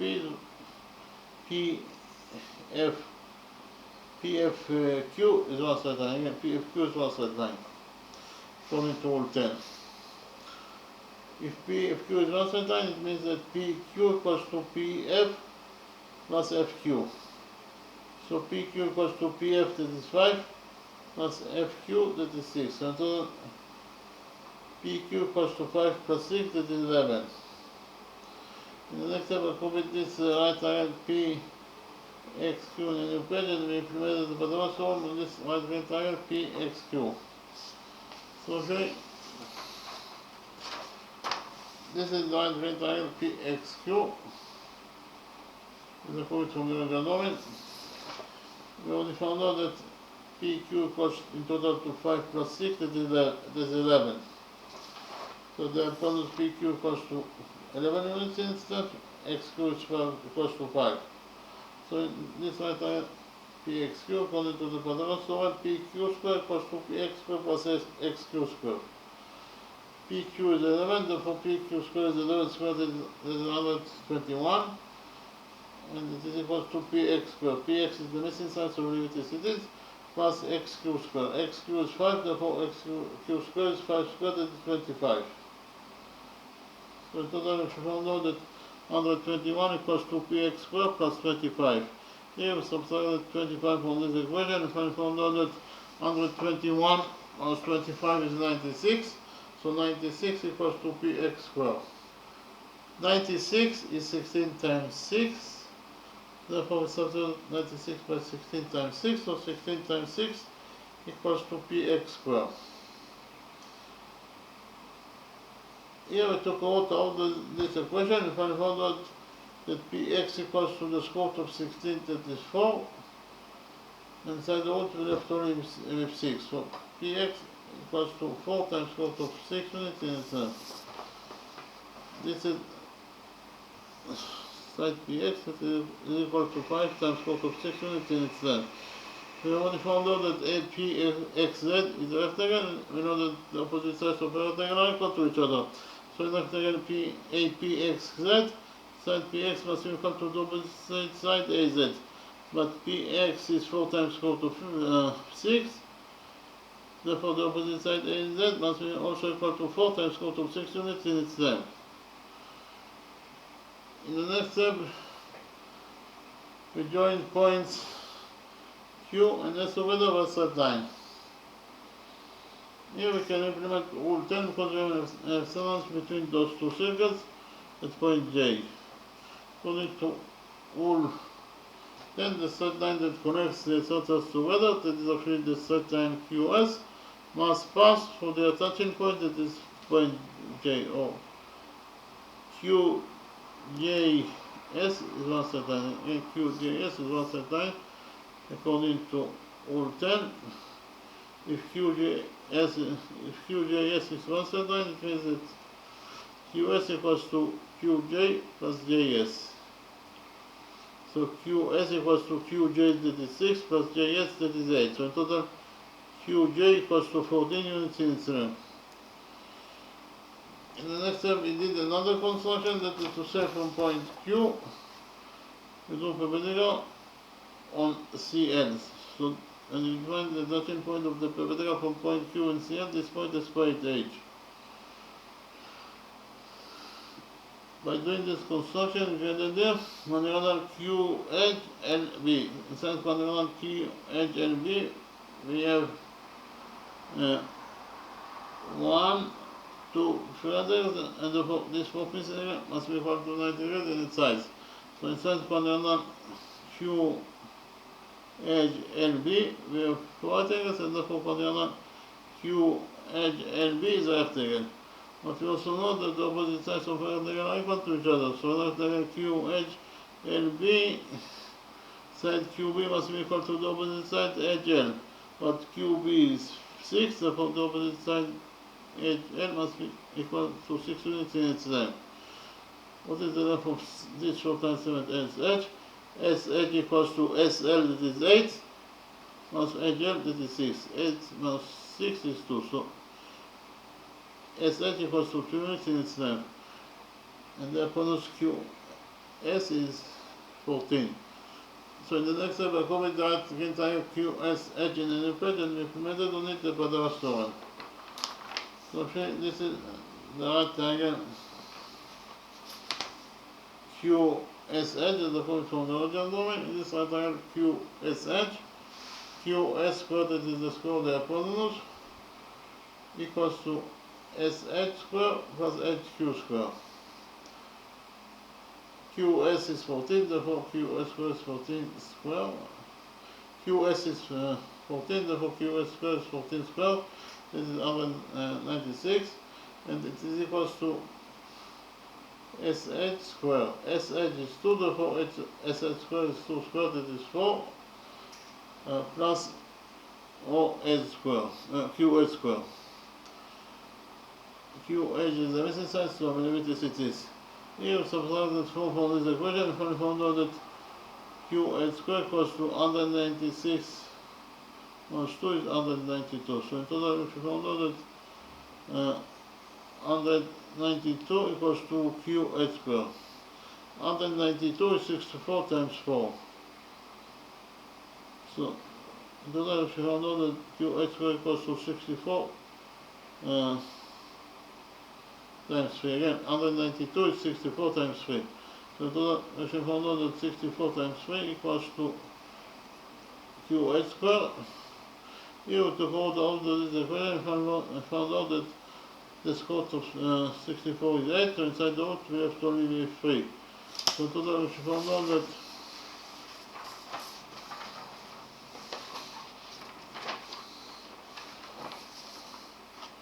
QH equals to 8 times square root of 3 units in its length. This is QH that equals to 8 times square root of 3 units. When you know QH and B is a rectangle, you know that the opposite sides of a rectangle are equal to each other. So in the rectangle QH and B, side QH must be equal to the opposite side BL.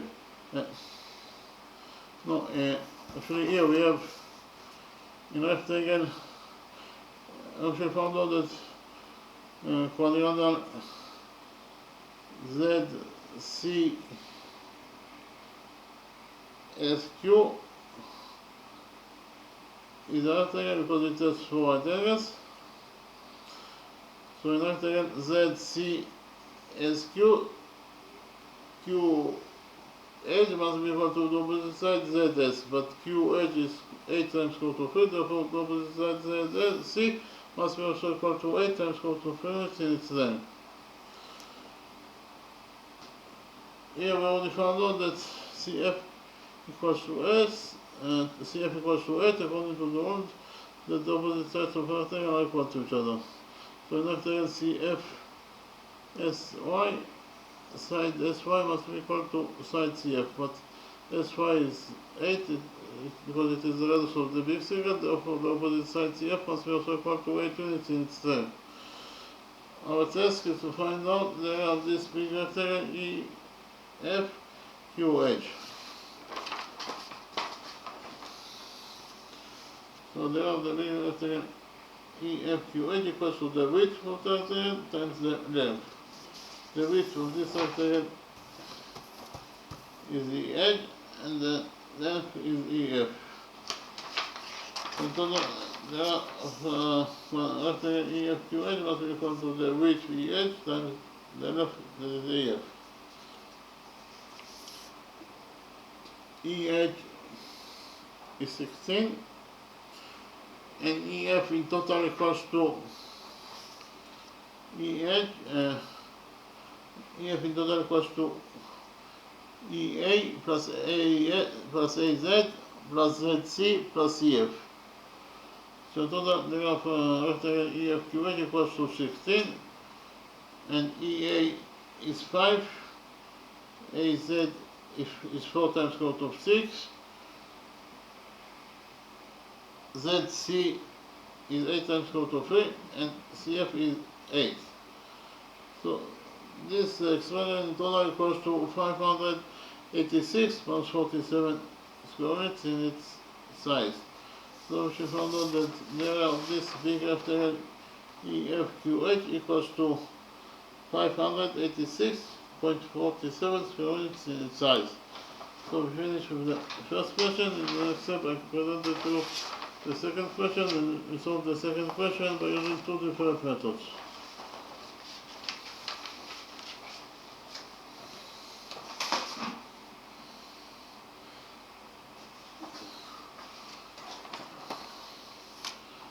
In the second question, our task is to find out the area of this circle.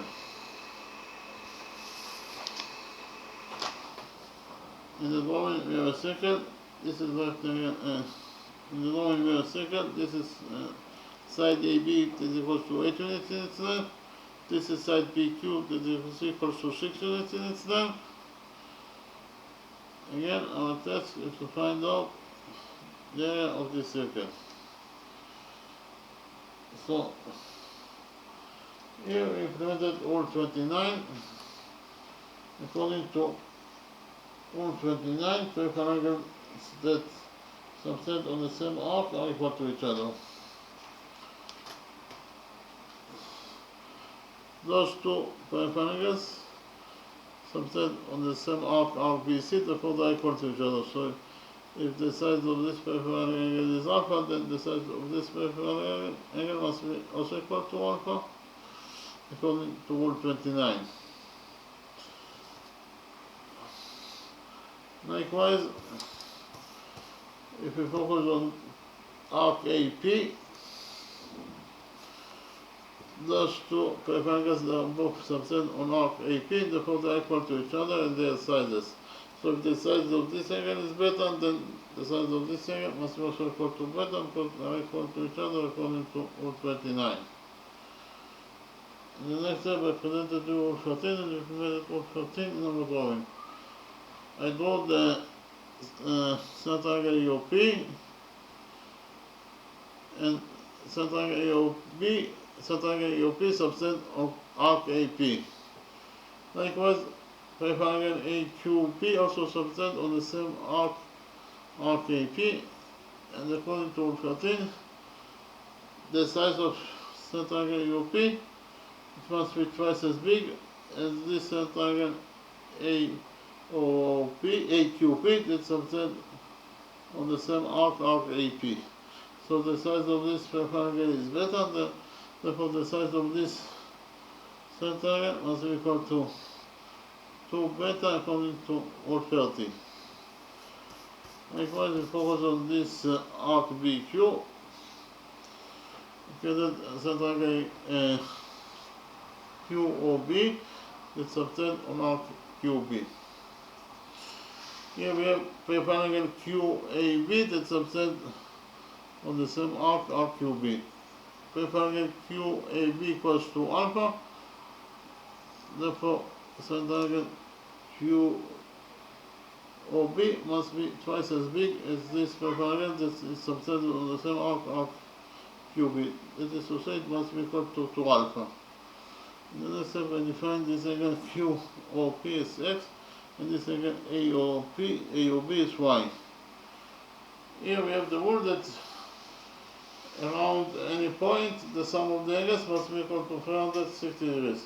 So around point O, the sum of the angles must be equal to 360 degrees. So which angles we have around point O? We have this angle that is 2 alpha plus 2 beta plus x plus y. In total must be equal to 360 degrees. Again, according to the dimension, if you focus on point O, the sum of the angles around point O must be equal to 360 degrees. So 2 alpha plus 2 beta plus x plus y total must be equal to 360 degrees. Okay. But we already found out that 2 alpha plus 2 beta equals to 180 degrees. Therefore we can substitute 2 alpha plus 2 beta here by 180 degrees. So we get that 180 degrees plus x plus y equals to 360 degrees. Here we subtracted 180 degrees from this equation. If I found out that x plus y equals to 180 degrees.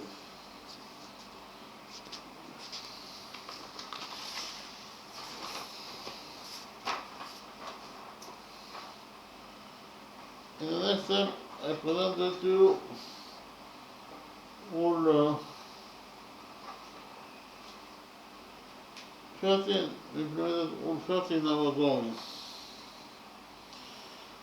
According to Rule 30, certain angles that subtend on equal chords or equal arcs are equal to each other.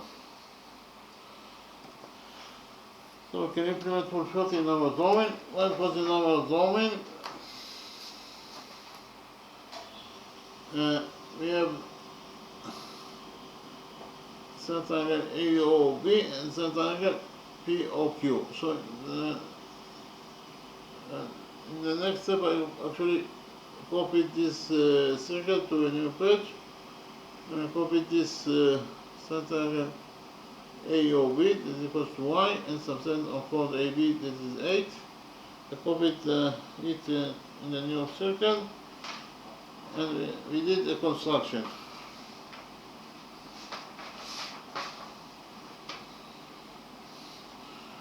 So okay, I copied the new circle here, and I copied the center angle AOB that is equals to 1 degree in size, and this is called AB that is equals to 8 units in itself according to what is given as a question. So in the next step,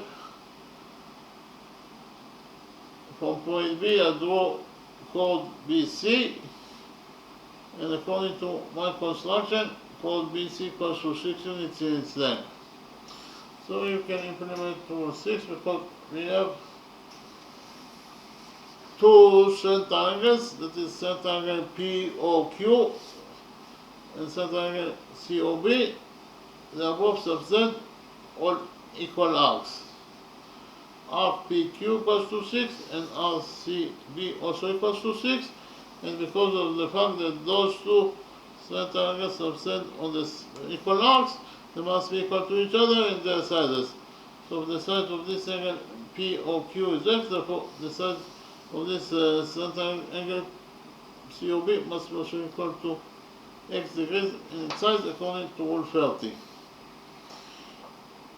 So by doing this construction, we're going to do the big angle AOC that is equal to x plus y. But we already found out that x plus y equals to 180 degrees. So angle AOC equals to x plus y, so angle AOC equals to 180 degrees. And we know that any angle that is equal to 180 degrees in size, it is defined as a diameter. Any angle, again, angle AOC equals to 180 degrees in its size, and therefore AC is a straight line, because any angle that is equal to 180 degrees in its size, it is defined as a straight line. So AC is a straight line. AC is a straight line that touches the circle at 2 points A and C, therefore AC is a chord. AC is a chord that passes from point O to the center of the circle, and therefore, and we know that any chord that passes through the center of the circle must be the diameter of the circle. Therefore, AC that passes from point O to the center of the circle, it is the diameter of the circle. So AC is the diameter of the circle. So here you can implement rule 7. According to rule 7, any peripheral that subtends on the diameter of the circle must be equal to 90 degrees in its size. This is peripheral ABC that subtends on the AC, that is the diameter of the circle, therefore peripheral ABC must be equal to 90 degrees in its size according to rule 7.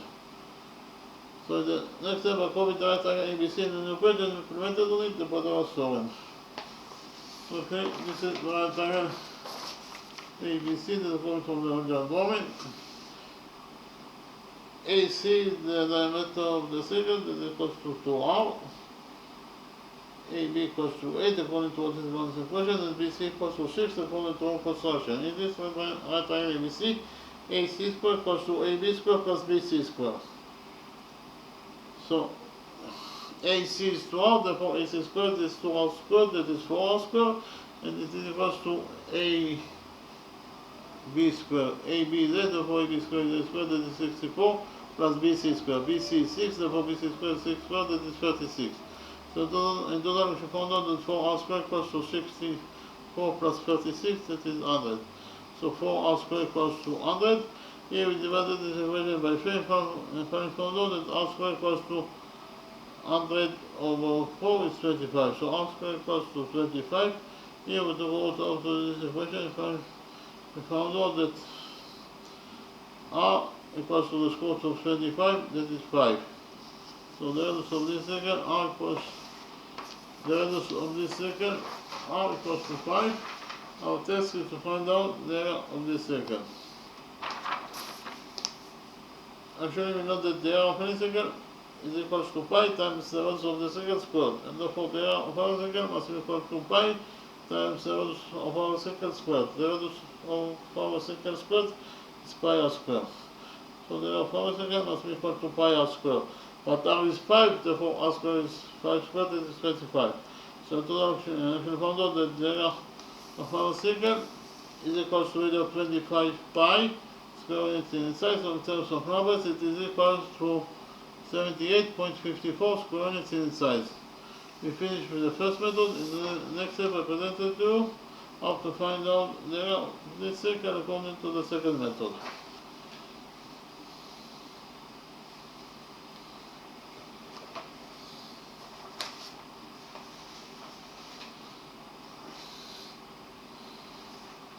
second method, we used some of the things that we already found out in the first method.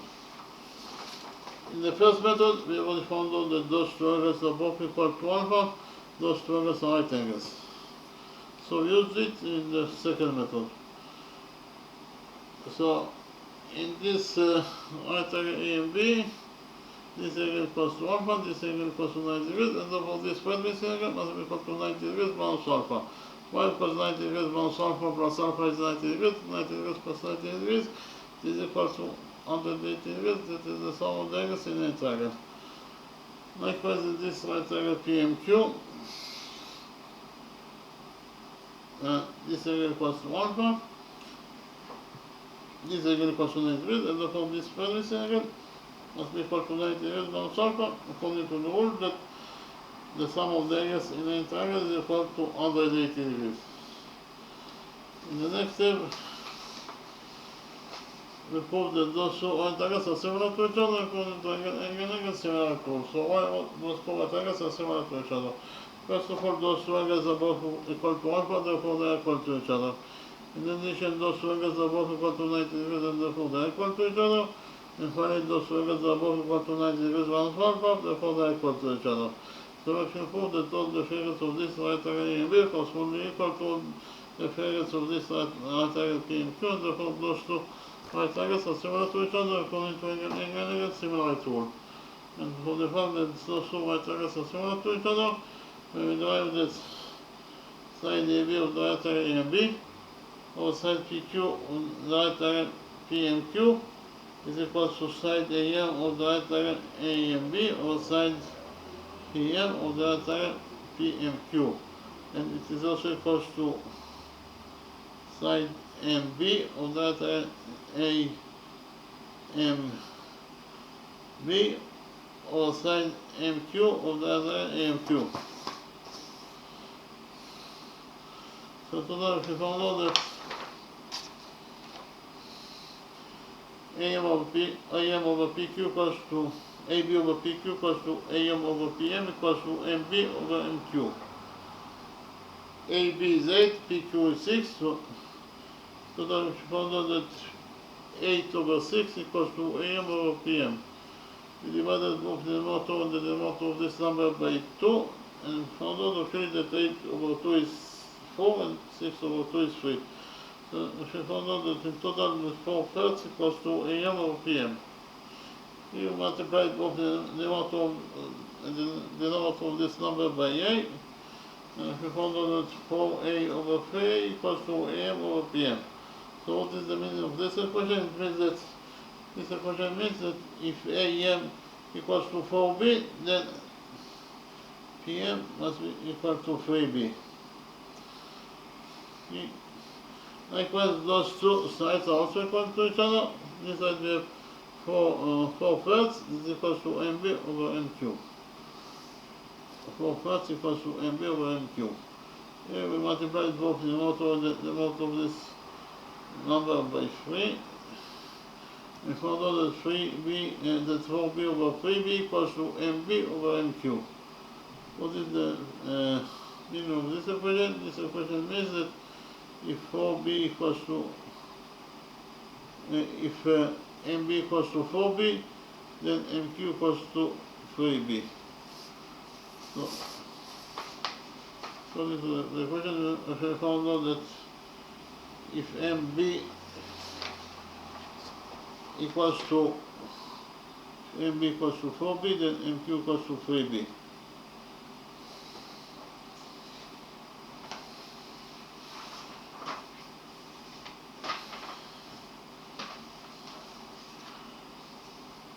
So, in the next step, we implemented the Pythagoras theorem on this right angle BMQ. So, prove this right angle BMQ in the equation, we implemented it in Pythagoras theorem. This right angle BMQ, according to the Pythagoras theorem, BQ squared, that is the square of the hypotenuse, equals to BM squared plus MQ squared. BQ is the missing side, so we it is it. So BQ squared equals to MB squared. MB is 4B, therefore MB squared is 4B squared, that is 16B squared, plus QM squared. QM is 3B, therefore QM squared is 3B squared, that is 9B squared. So in total, we found out that BC squared equals to 136. Again, BC squared equals to 16 B squared plus 9B squared. 16B squared plus 9B squared is 25B squared. So in total, we actually found out that BQ squared equals to 25B squared. Here we took out all this equation, and we found out that BQ equals to the square root of 25, that is 5, times square root of B squared, that is B. So in total, we found out that BQ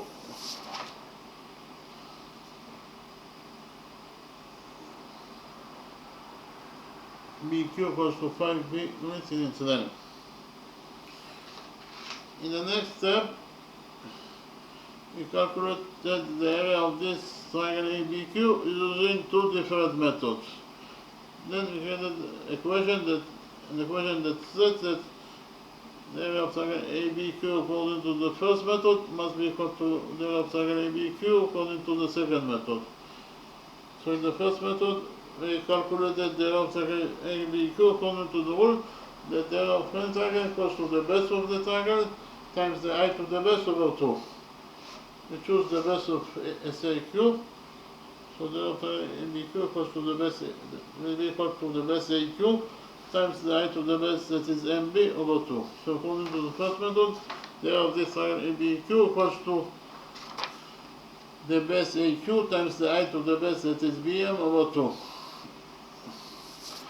In the next step, we calculated the area of triangle ABQ in the second method. The area of triangle ABQ according to the second method equals to AB times BQ times sinus angle ABQ over 2. And again, the area of triangle ABQ according to the second method is equals to AB times BQ times sinus angle ABQ over 2. Here we have 2 on both sides of the equation. In order to find out the value of sinus angle ABQ, we provided the value of sines in our drawing. And according to the law of sines, the law of sines is shown in a triangle. So this is triangle ABC that could be in a triangle. This triangle ABC, side AB equals to C units in its length, side AC equals to B units in its length, and side BC equals to A units in its length. This is angle alpha, this is angle beta, and this is angle gamma. This triangle ABC that could be in any triangle, the following equation is true, that A over sinus alpha equals to B over sinus beta equals to C over sinus gamma, and it is equals to 2R. 2R is the radius of the circle, the diameter of the circle that blocks this triangle ABC. So we printed the law of sines in our drawing.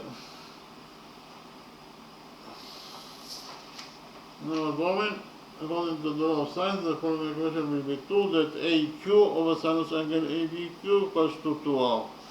Again, AQ over sinus angle ABQ equals to 2R. Here we multiply this equation by sinus angle ABQ and we divide it by 2R simultaneously, and we found out that sinus angle ABQ equals to AQ over 2R. Again, sinus angle ABQ equals to AQ over 2R. Therefore, we can substitute sinus angle ABQ by AQ over 2R. We did it, and we found out that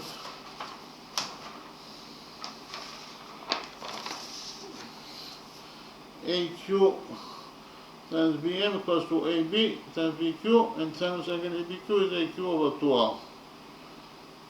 So here we have AQ on both sides of the equation, so AQ will get cancelled, after we cancel AQ, in this side of the equation we have only with BM, and the other side of the equation we have AQ times BQ over 2R.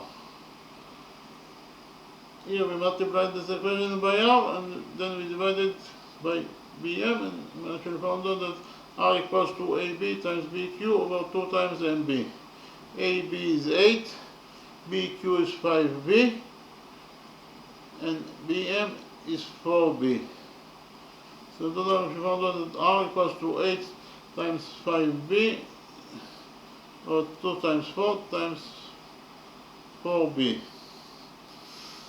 We have 8 in the numerator and 2 times 4, 8 is in the denominator. So those expressions will get cancelled, so they are equal to each other. B, we have B in the numerator and B in the denominator, so B also will get cancelled, and we left only with 5. And actually found out that the R, the radius of this circle, equals to 5 units in its length. Our test is to find out the area of this circle. Actually, we know that the area of any circle equals to pi times the radius of the circle squared. And therefore, the area of our circle must be equal to pi times the radius of our circle squared. The radius of our circle squared is r squared. So the area of our circle must be equal to pi r squared. R is 5, therefore r squared is 5 squared is 25. So in both methods, we actually found out that the area of this circle, that is the area that we are looking for in this question, is equal to either 25 pi square units in size. In terms of numbers, the area of this circle equals to 78.54 square units in its size. Okay, thank you very much.